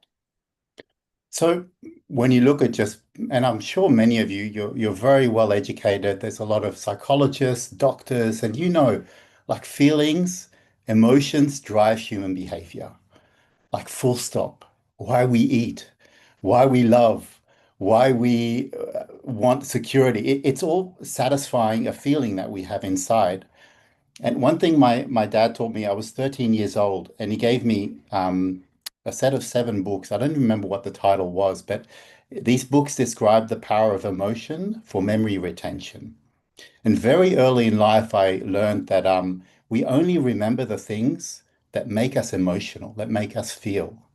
And so with public speaking, the key is really getting people emotional about things. That's why we bring stories. Stories are just emotion. Without emotion, There is no memory retention. And if there's no emotion, you're not actually telling a story because people aren't connected to it, right? So it's really key to one of the things is make people emotional throughout your speeches. And that's why we use stories, relatable stories. We pull people in because these stories, people have a similar version of these stories in their own lives, right? The colors, the names may change, the places may change, but the red thread is still there.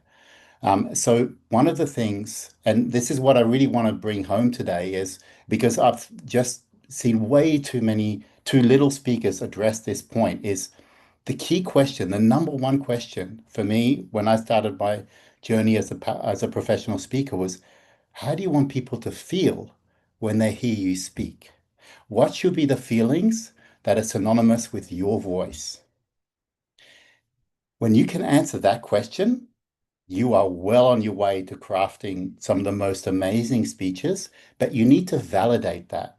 So, how do people actually feel when they hear you speak? Ask those questions, get that feedback, match them up. If they match up, that's great. But if they don't, what do you need to change? Yeah, I think that's a very, very important question to ask to make your speech authentic, right? It's not as if sharing facts about your life is not authentic. You're not lying through it, but authenticity lies in the delivery of those facts, like how it comes from your heart. So like it said, you can't sell something that you won't buy. I also believe that you cannot connect emotionally with someone if you can't feel your own emotions first. So to be able to allow yourself to revisit that part of your life that you intend to share as a story and feel the emotions you felt when you were back there, and then bring it to this moment to share. And that's what kind of brings in that authenticity in the sharing. To me, authenticity is inner voice equals outer voice. Yes, it's as simple as that. When Very people feel that what you're sharing with them is genuinely what you feel and believe inside, they feel that this is highly authentic. And when there's a barrier, when they can feel, it's a sixth sense maybe, that what you're telling them and what you believe, there's a disconnect there. You're not quite revealing what's inside. People think that there's inauthenticity there. Yeah, very well said. The inner and the outer needs to sync with each other. Yeah, there has to be a congruence in that sense. And that brings us back to vulnerability. One of the points you made right in the beginning, the power of vulnerability. Vulnerability is a strength if you can use it properly, right? Agreed. Great leaders are often people that have the courage to be vulnerable in situations where most would fear not to go there, right? And when everybody has vulnerabilities. And so when you become vulnerable, you become highly relatable. People feel like they can connect with you. And it opens up a channel to really feeling that authenticity, because that vulnerability is, in essence, it's a channel to the inside. It helps other people get inside of you and feel what you're feeling. Well said. So now that we've established the need to connect with emotions, what is the one takeaway that we can probably leave our audience with today in terms of helping them to connect with the emotions that they've probably been blocking, keeping aside, with another school of thought that's been ruling us for a very long time, that decision making is cognitive, business is cognitive, public speaking is about sharing knowledge, and vulnerability is weakness. Now we're challenging that, but the challenge is still here and not here. So how can people operate more from here so that they meet that, somewhere midway and create that balance, that congruence? So one of the things that, many years, and you sort of come across, you're coaching people, you're understanding how people are feeling. And one of the things I realized is we're way too focused on ourselves, how people perceive us, right? And that makes us vulnerable to judgments. And whether they're coming or not, we'll perceive it that way. And so it's really, really simple. Stop thinking about yourself. Start becoming obsessed about them, about their problems, about their needs, about their challenges. And really, at the end of the day, to create those really meaningful connections, it's care genuinely about the other person. care about that other person and make them even believe that you care about them more than you care about yourself. And that's what creates the true human connection. And that is easier said than done, especially from a stage with 1,000 people in front of you. So what I do when I'm speaking on a large stage, a few hundred or few thousand people, I actually don't see 1,000 people. I see 1,000 individuals. And I use a gazing technique. I'm sure many of you have done it. Many of you have been trained as speakers. You use a gazing technique where you're gazing over the audience, and actually you're trying to connect subtly with every single person in the room. And all of a sudden, everyone feels connected with you. So you're not talking to a group of 1,000 people, you're talking to 1,000 individuals. And all of a sudden you start to realize that the center of attention, the center of the universe revolves around every single person in the room. It's certainly not around you. You might think that, but it isn't. It's around every single individual in the room. So when you can make people feel like they are the only person in that room connected to you, that's when things become magical on a speaking stage. Absolutely. Very well said. As we close this discussion and how I wish we could continue, I want to emphasize on the fact that despite being on two different parts of the planet, we understand that what connects a human to human is emotions more than anything else. So thank you for bringing home such an important reminder for us all. Thanks, Krishna. You're welcome. One takeaway from the conversation Yukti was having with Chris and a little bit of what Dr. Alka said, connections. It's not what you say, it's how you say it. It's the emotions behind the words that build connections. Absolutely. So, a small tip from Chris and everybody else, be emotional, be vulnerable, emote, and people will connect with you. As he said, you remember all those incidents of your childhood where emotions were involved. There have been thousands of things that have happened since you were growing up, but wherever there were emotions involved, you remembered all those. From one doctor as our previous speaker to our next speaker, who's also a doctor. Let me ask my co-host Sakshi to introduce our next speaker. Yes, so we have our next speaker with us, Dr. Shiv Shankar Sajjan Shetty. He's a senior dermatologist. Hair transplant surgeon and trichologist with over 22 years of experience. Founder and director of Trichoderma, a skin and hair specialty clinic in Bengaluru, and winner of the Best Trichologist Award 2023. Beyond medicine, he's drawn to psychology, spirituality, and philosophy, believing true healing nurtures both mind and body. And here's a fun fact about him. He's endlessly fascinated by the human mind and loves exploring where psychology, spirituality, and philosophy meet in search of what truly helps people thrive. Please welcome Dr. Shiv Shankar Sajjan Shetty.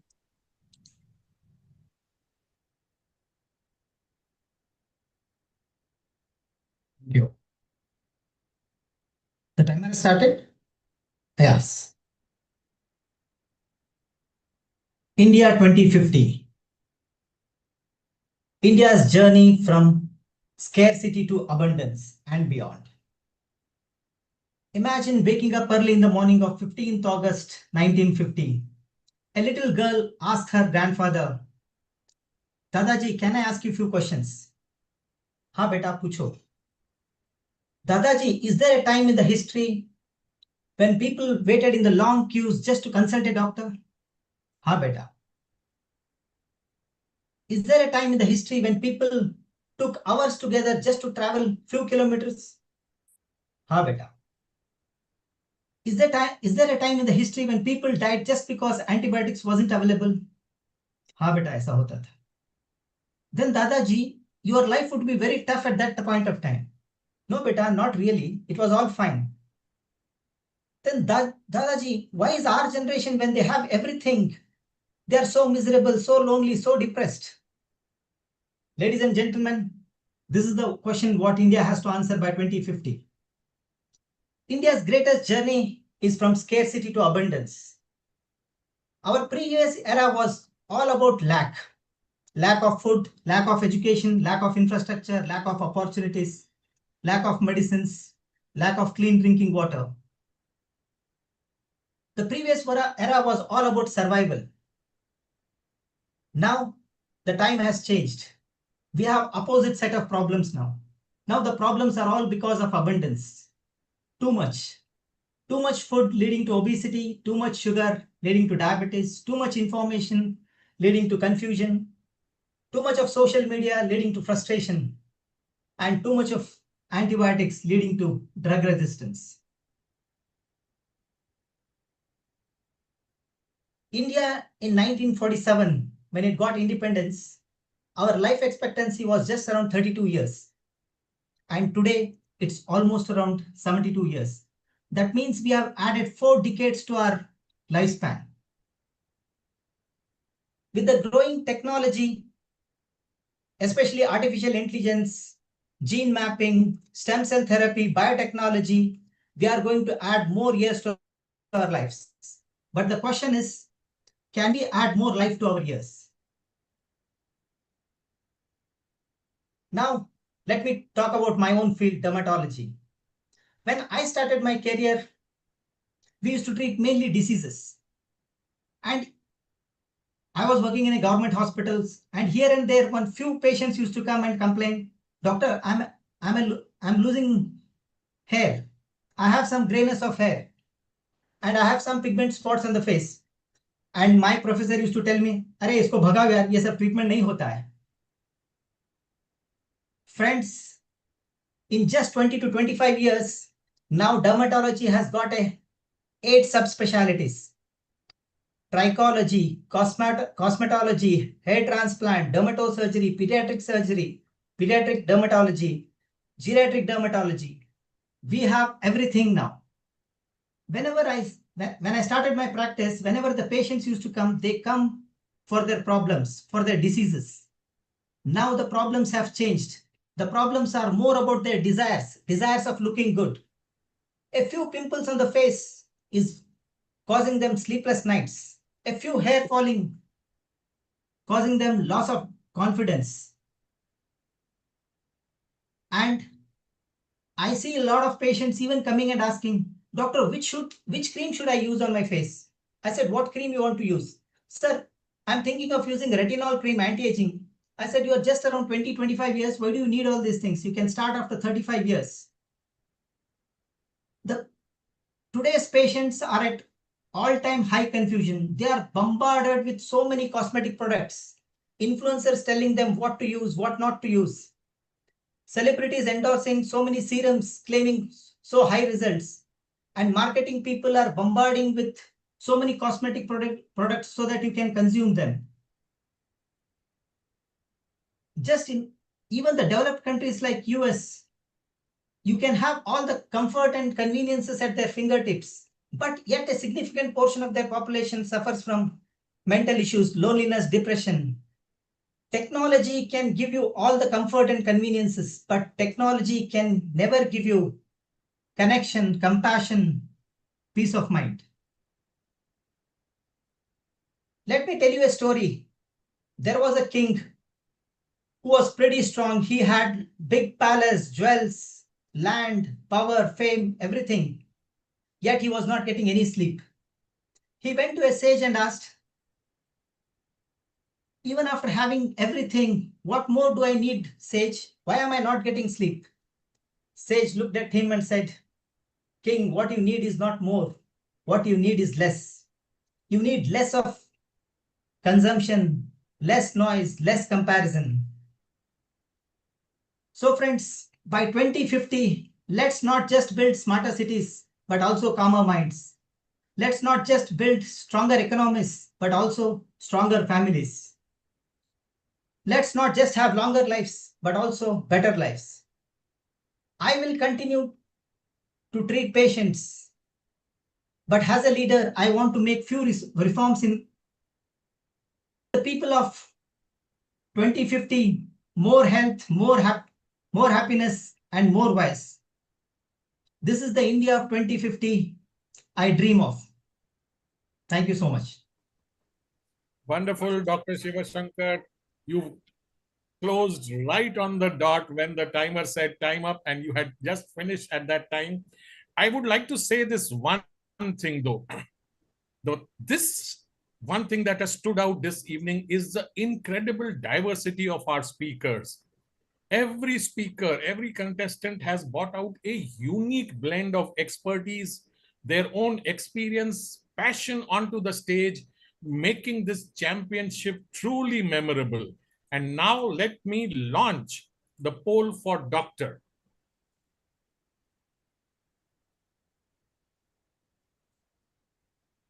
Yeah, there it is on your screen, audience. You've been really proactive in answering all the questions on the polls. Yes, no need for me to say that. Everybody's ready. Incredible participation from our audience. Wonderful.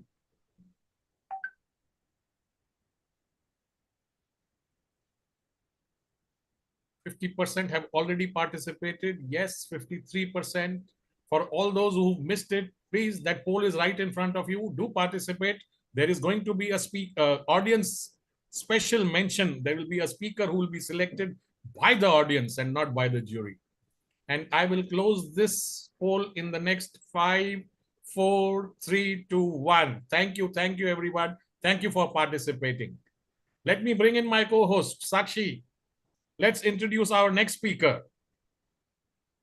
Thank you, Deepak, for giving me the opportunity to speak. So we have another speaker with us, Soumidite Baral.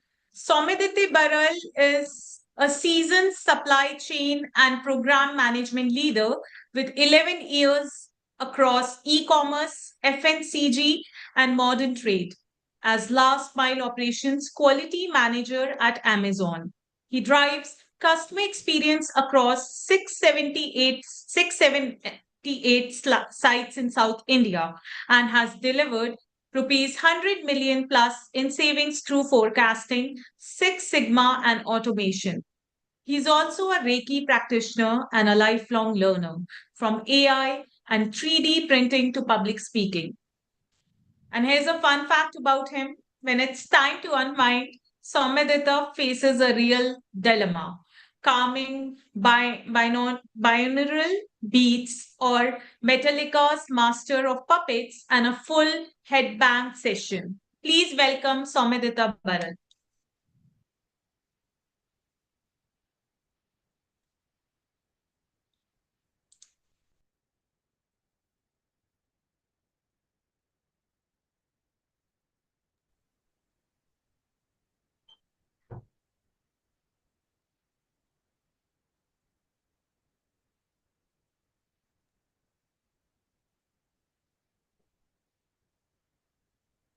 Unmute yourself. We can't hear you, Somaditya. Just check. Just check your mic. Is it better now? Yes, yes, we can hear you now. Go ahead. Yeah, thank you, Sakshi, and good evening, everyone. And what an evening.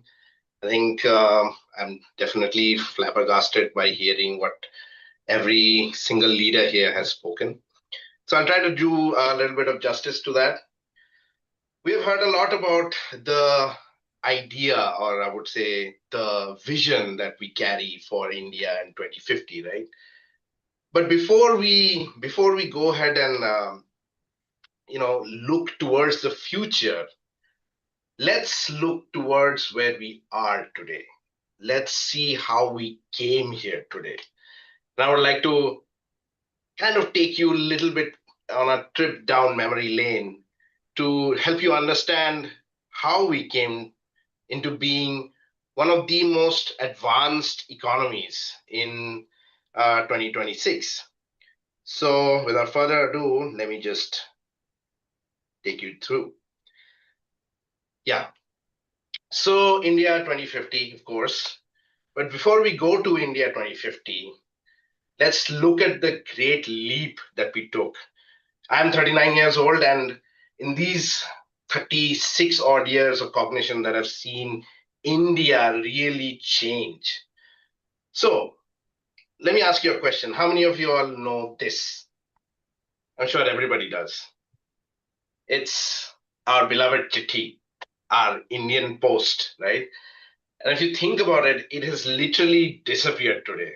It was once synonymous with a lot of emotional stuff, emotional attachment that families had when or with their loved ones who were living abroad or living in some other place in India, which wherein there was no communication, there was no telephonic communication. Moving on, I'm sure you know this. This is our beloved Kirana store. We love to go ahead and ask for a little bit of credit here. Please give me whatever I want to buy and I'll pay it later, right? It's not essentially something that we associated with, I would say, abundance, but convenience, which was always there, right? Then comes our tea stall, the chai ka stall, where we used to have very diverse discussions, starting from politics to what is the runs and how how was the batting series in the last tournament where India played, and all of this. And I can actually go on. Like, this is just a few small glimpse of what we had. In fact, where I was born in a time where India was at a nascent stage, and we have gone very far from there. We have actually transformed the chitti to an email and blocking our calendars. We have transformed the kirana to an e-kirana. We have literally invented quick commerce. And we have gone from the chai to the chai latte from Starbucks, right? But in the journey of all of this, I believe we have somehow missed a step and caused a lot of problems also. Problems we didn't intend to cause, but were caused anyway. What were they? The shadows of progress, pollution, the killer that has been haunting us for a while now and will haunt us if we don't take a step. Adulteration, it is something that is completely in a very bad, I would say, state of being, because it is destroying our bodies.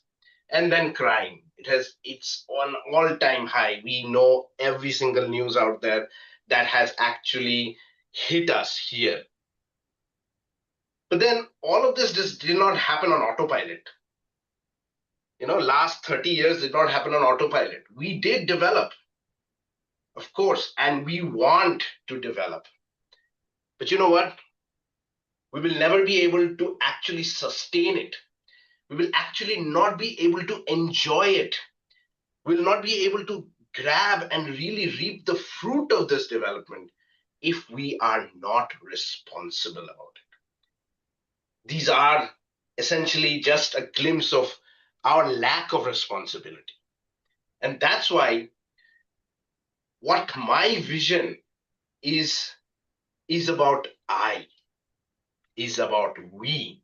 Because as said, real progress is not just a top-down mandate.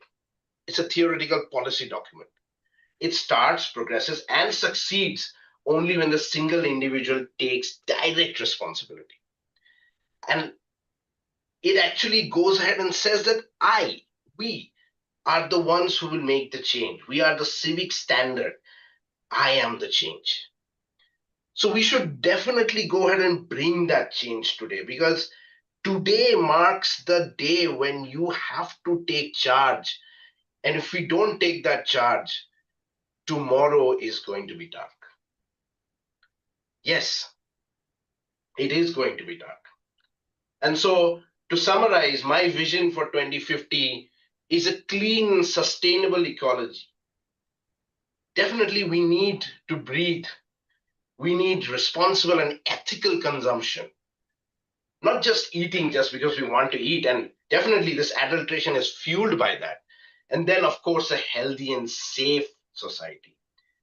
So that when we are there, when we are actually in 2050, we can go ahead and look back at what we have done in these next 24 years and would be able to pat our backs with pride instead of sulking our heads with regret.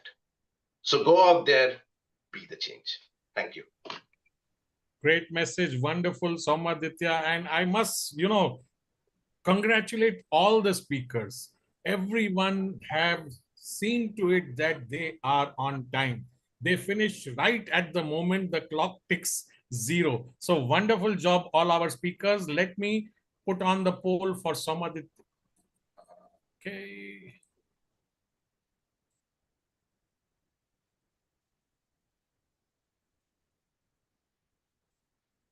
There's your poll.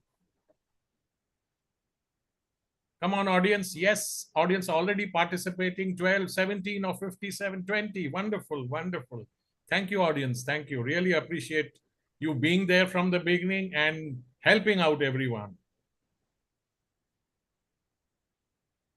29 out of 58, 50% have already participated. To all those who haven't, each and every vote counts. So please go ahead and vote. And we will close in the next 5, 4, 3, 2, and 1. That's when I'm closing the poll. Thank you everybody for participating. And let's call upon our next speaker. Sakshi, over to you. Thank you, Deepak. So we have our next 8 speaker with us. The program is about to end. And we have Richa Vahi, who is the founder and CEO of Tales That Spin, a boutique storytelling consultancy, a 3x TEDx speaker, XLRI alumna, and certified in executive presence, influence, and storytelling by IIM Kozhikode. She brings 20 years in leadership, communication, and storytelling, crafting 800 plus stories, empowering 100 plus entrepreneurs, and mentoring 1100 plus students. Her mission to storyfy 1 million lives. Now, here's a fun fact about Richa. She finds her best ideas in the balance of movement and stillness, switching between Pilates, yoga, strength training, and quiet self-reflection. Please give a big round of applause for Richa. Thank you so much. Thank you for a wonderful introduction. Hi, good evening, everybody. This is Richa Vahi. And I want to start with a question. Do you believe that, or do you think that every generation is remembered for one commendable contribution? Yes or no? Yes. You agree? Yes. So our grandparents fought for India's independence, participated in the freedom struggle. Our parents built the nation post-independence. But now the history is pointing at us. What will we be remembered for?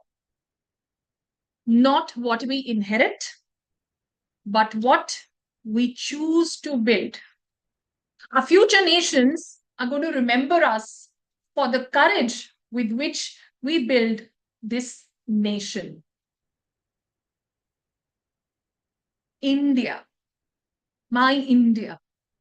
Imagine it's 2050. A young 12-year-old girl floats weightlessly inside India's first permanent lunar research station. And the terrain outside is nothing familiar. Grey craters and absolute silence. But then she fondly looks back at her own planet and tries looking at her own country, India. Her grandfather, over a video call, asks her, ऊपर से भारत कैसा दिखता है? How does India look from above? But you know what? This question is national memory. Because for the first time, this was asked by the then Prime Minister, Mrs. Indira Gandhi, in 1984, to the first Indian ever to go to space, Rakesh Sharma. His answer became immortal. Sare jahan se acha, Hindustan hamara. 40 years later, Captain Subhanshu Shukla carried India's space legacy forward. Different rocket, different mission, different technology, but The question remained the same. And now, in 2050, if someone has to answer this question, do you think the answer lies just on her? No. The answer lies on us. Because whatever we're building now will reflect in her answer then. A child born today will be 24 in 2050, old enough to vote, old enough to lead, old enough to inherit whatever we give them to. But they will not care about how difficult the decisions were for us or how difficult the choices were. They will simply have to live with the consequences. And when I think of India in 2050, as an optimist, I feel we will be one of the world's largest economy. We will be leaders in artificial intelligence, science, technology. We'll be building habitats on Mars and Moon.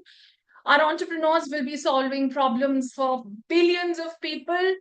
We'll be building world-class universities which will attract global talent. Yes, all that will happen. But there is a question every generation finally discovers, that progress is not what a nation just builds, but what a nation refuses to leave behind.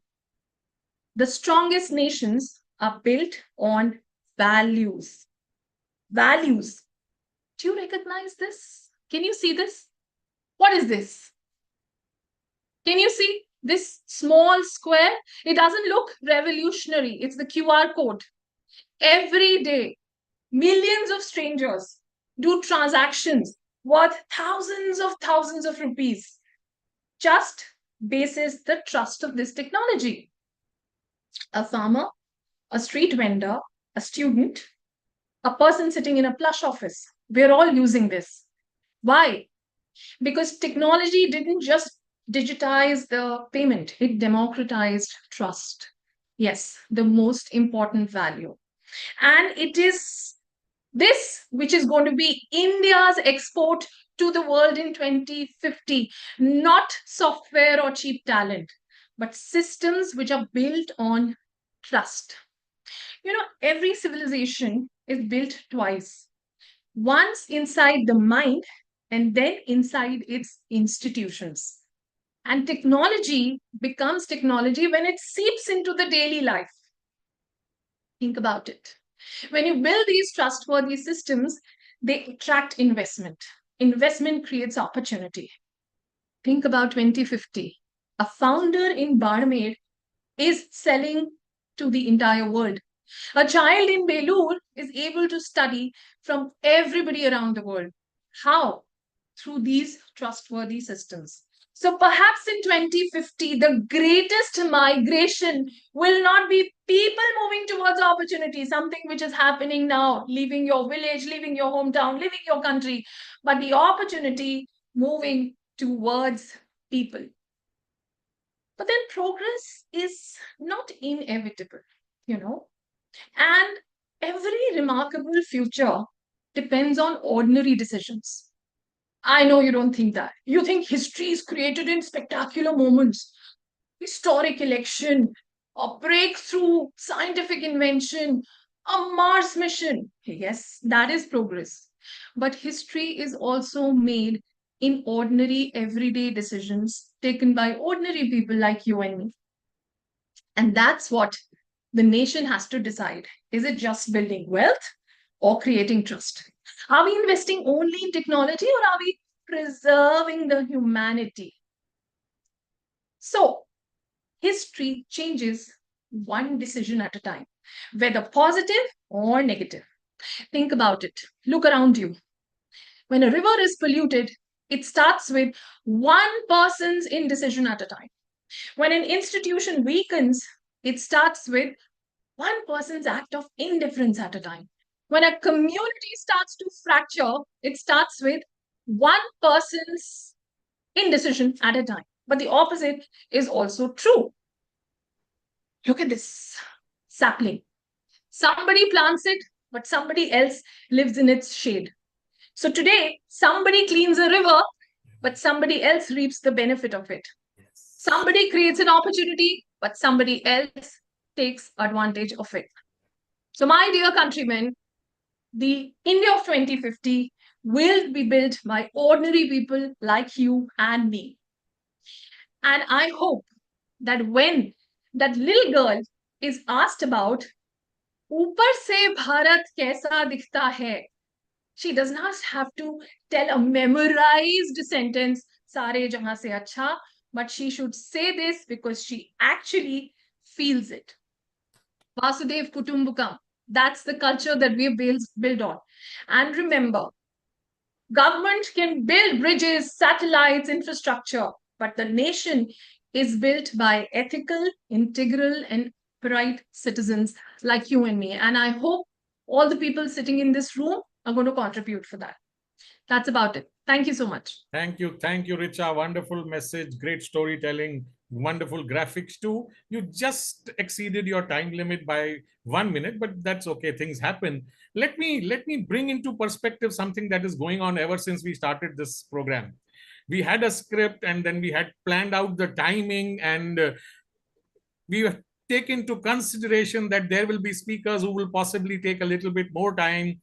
Let me tell you this. We actually have 5 extra minutes in reserves. That goes to what has been happening ever since this program started. Everybody has seen to it that they, have started on time, given their message, closed on time. So we are just running actually 4 or 5 minutes in reserve. Let me bring in the next poll for Richa.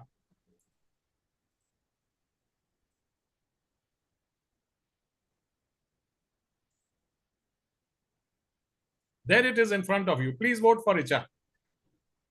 Richa Wahi.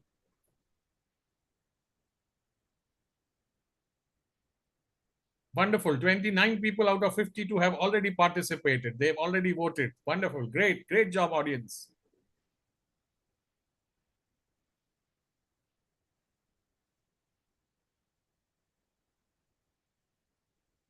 And poll ended. It says closed. Thank you, everybody, for participating.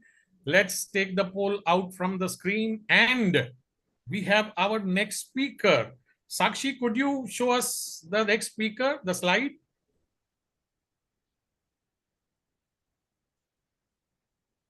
Yes, I'll do it. Yeah.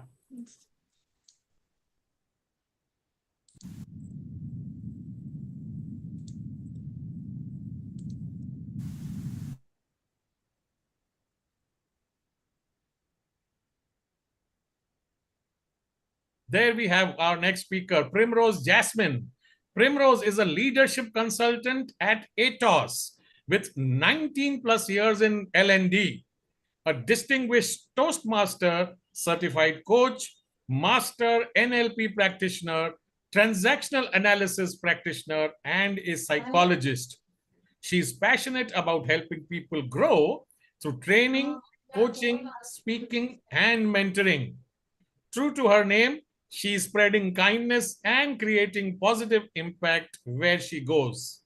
There is a rose in her name, and there is also jasmine in her name, 2 flowers.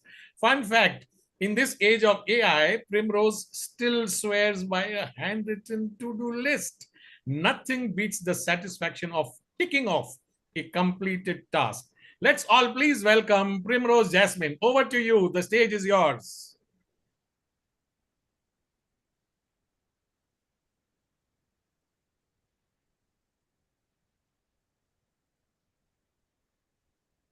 Can you put me on the spotlight? Yeah. Okay. Is my voice clear? Yes, we can hear you. Go ahead. Okay. Guess what is in my hand? A boarding pass to travel in the time machine to 2050 of India. As I step outside, I no longer hear the roar of the traffic because the electric vehicles are sliding by.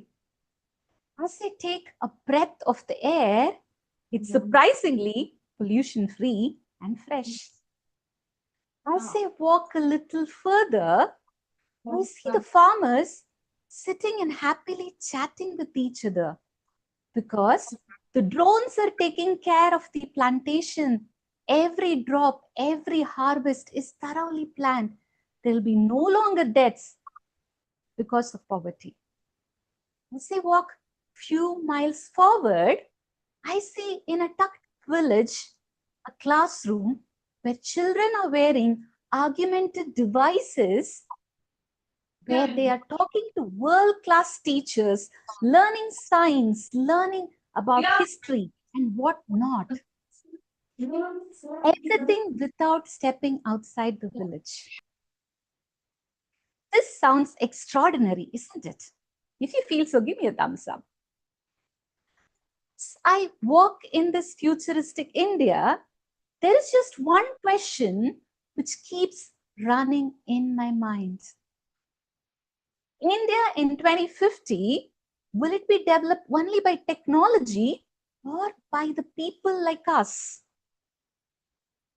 I see futuristic India through one simple framework called human, which stands for humility. The scientists keep learning with humility, and the leaders keep listening with humility, and the entrepreneurs keep serving with humility.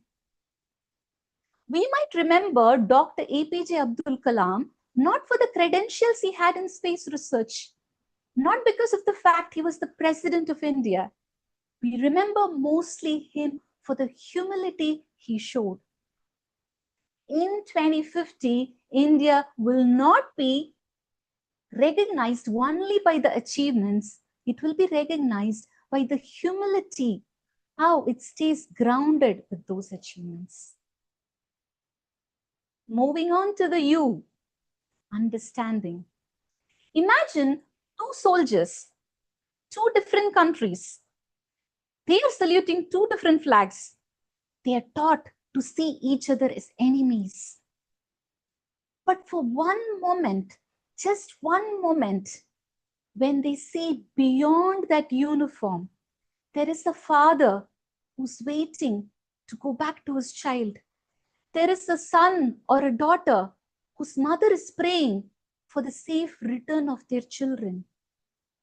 When we understand the human behind the uniform, I am sure the enmity dilutes. Imagine this understanding between countries. There will no longer be wars, there will be only conversations. There will no longer be borders, there will be only bridges. When this understanding happens, India can lead even the world. As we move forward, imagine a four-membered family sitting around the dinner table, where the younger one is lost completely in a game, glued to it. And the teenager is wearing a Meta glass and asking, Meta, what is this? What is that? And there are grandparents waiting there, wondering who would talk to them. Mobiles have connected them, but then are they in the present? Are they mindful of their presence? That leads us to the M, mindfulness. That's the story. The mobile phones are set aside, the screens have become darker. The child asks the grandmother, Pati, grandmother, what is that one story of childhood from your memory? Now the laughter minimizes the notification and the conversations begin.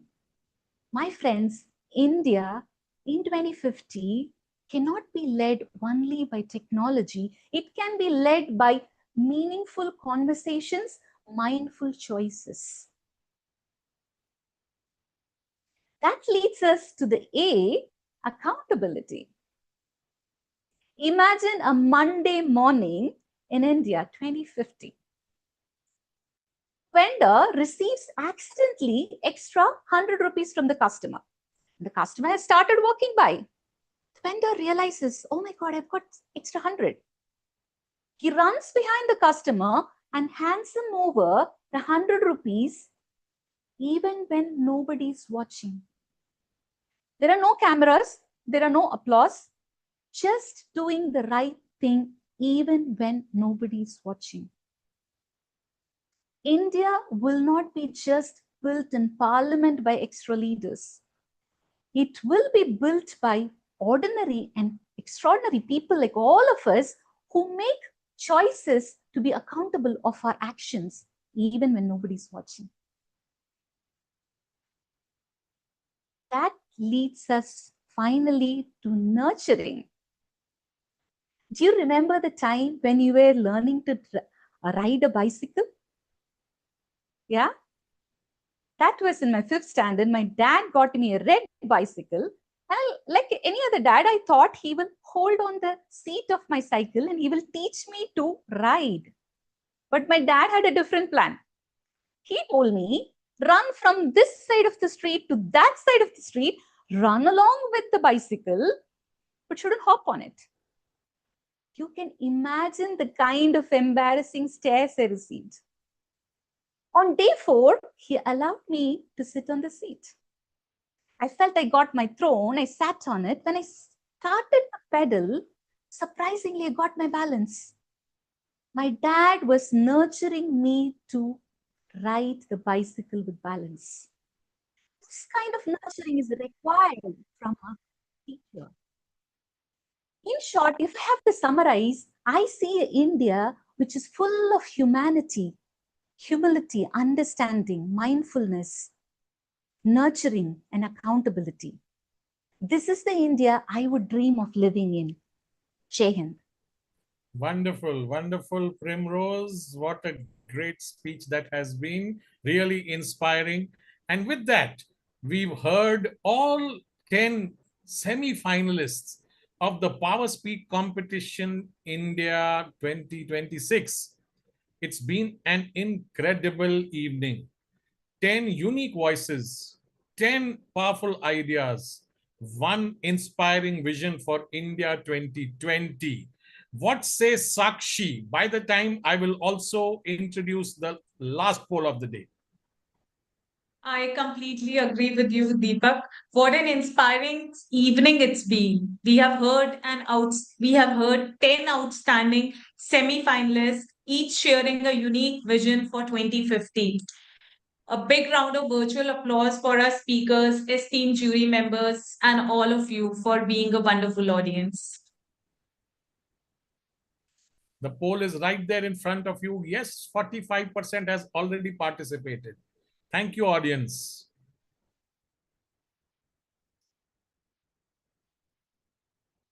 And we will close the poll in 5, 4, 3, 2, 1 seconds. That was the last poll of the day. The audience have ranked all the 10 speakers.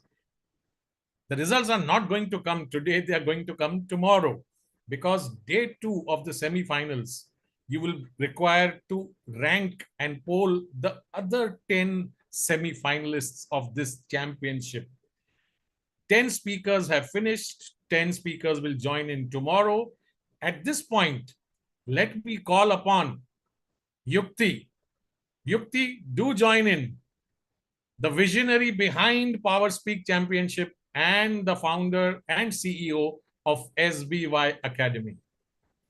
Thank you so much, Deepak and Sakshi, for holding the fort. And thank you to all the speakers who respected time. It is so difficult to pack it all in this little 3 hours window that we had. But you all did your bit to ensure that we are back to our families on time for dinner. And also, conserving some energy for the next round of speeches that are lined up for tomorrow. I want us all to put out a special applause for the jury, because I really didn't expect them to have such a tough job at hand. I don't know how will they select the top 10, because all 10 today were fabulous and we have 10 more to go tomorrow. So for once, I'm really thankful that I'm not in the panel. Yeah, Donna, Chris, I can't imagine what you're dealing with right now, Jennifer. Yep. How was the It's just experience of the amazing. first 10 today? Wow, for me, I mean, oh my God, like everybody is great, right? I mean, this is good. And I just love seeing how they picture the future and how they are so innovative, how they are so creative and so on. Indeed, it's a tough job. tough choices, all in the really, really high rank, in my opinion. Yes. All the very best, Donna. I'm sure you'll crack this one too, but it's a tough one, as you said. Chris, how was the day for you? Yeah, good. Yeah, it's tough because online's always a tough one, right? To create that connection with the audience, you're not getting instant feedback. So it's sort of like you've got to imagine sometimes, that feedback you're getting, and there's no reinforcement loop like you have on a physical stage, and so it's really tough. So you've got to basically be confident in your ability. You've practiced, you've delivered this live to people, you've gotten the feedback, and just follow the plan. Just execute it. Like don't hesitate throughout, but just execute it. Get the feedback later. Yeah. I think that'll be important to keep in mind. Absolutely. Absolutely. And it really helped for all the hearts and thumbs ups and whatever else that people have been putting up on the screen. Thank you so much for doing that. We've had lovely audience today. And I think that camaraderie we share as speakers or aspiring speakers is what helps the speakers on stage to enjoy their delivery as well. Jennifer, how was it for you? I think I was pleasantly surprised by the innovative ideas, by the way people are thinking, by the way it was delivered, the enthusiasm, articulation, and also the feeling of wanting to do something outstanding. The way that people think. I found that absolutely fascinating and refreshing, to say the least. Yeah, indeed. I completely echo that. Absolutely. It's been a fantastic evening. Thank you so much for adding so much to it with your presence. Thank you, Deepak and Sakshi, for holding the fort. I have something to say to Donna, Yukti. Yeah, sure. Yeah, having been the best DJ, having won that championship, and we all know what a DJ does. Your hands are continuously moving, your body is moving, your mind is moving, and all those songs are playing in the background. And for 3 hours, she's been sitting quiet at one place, listening to all these speeches from these 10 people. How do you feel being in that place and then being in this place, Donna?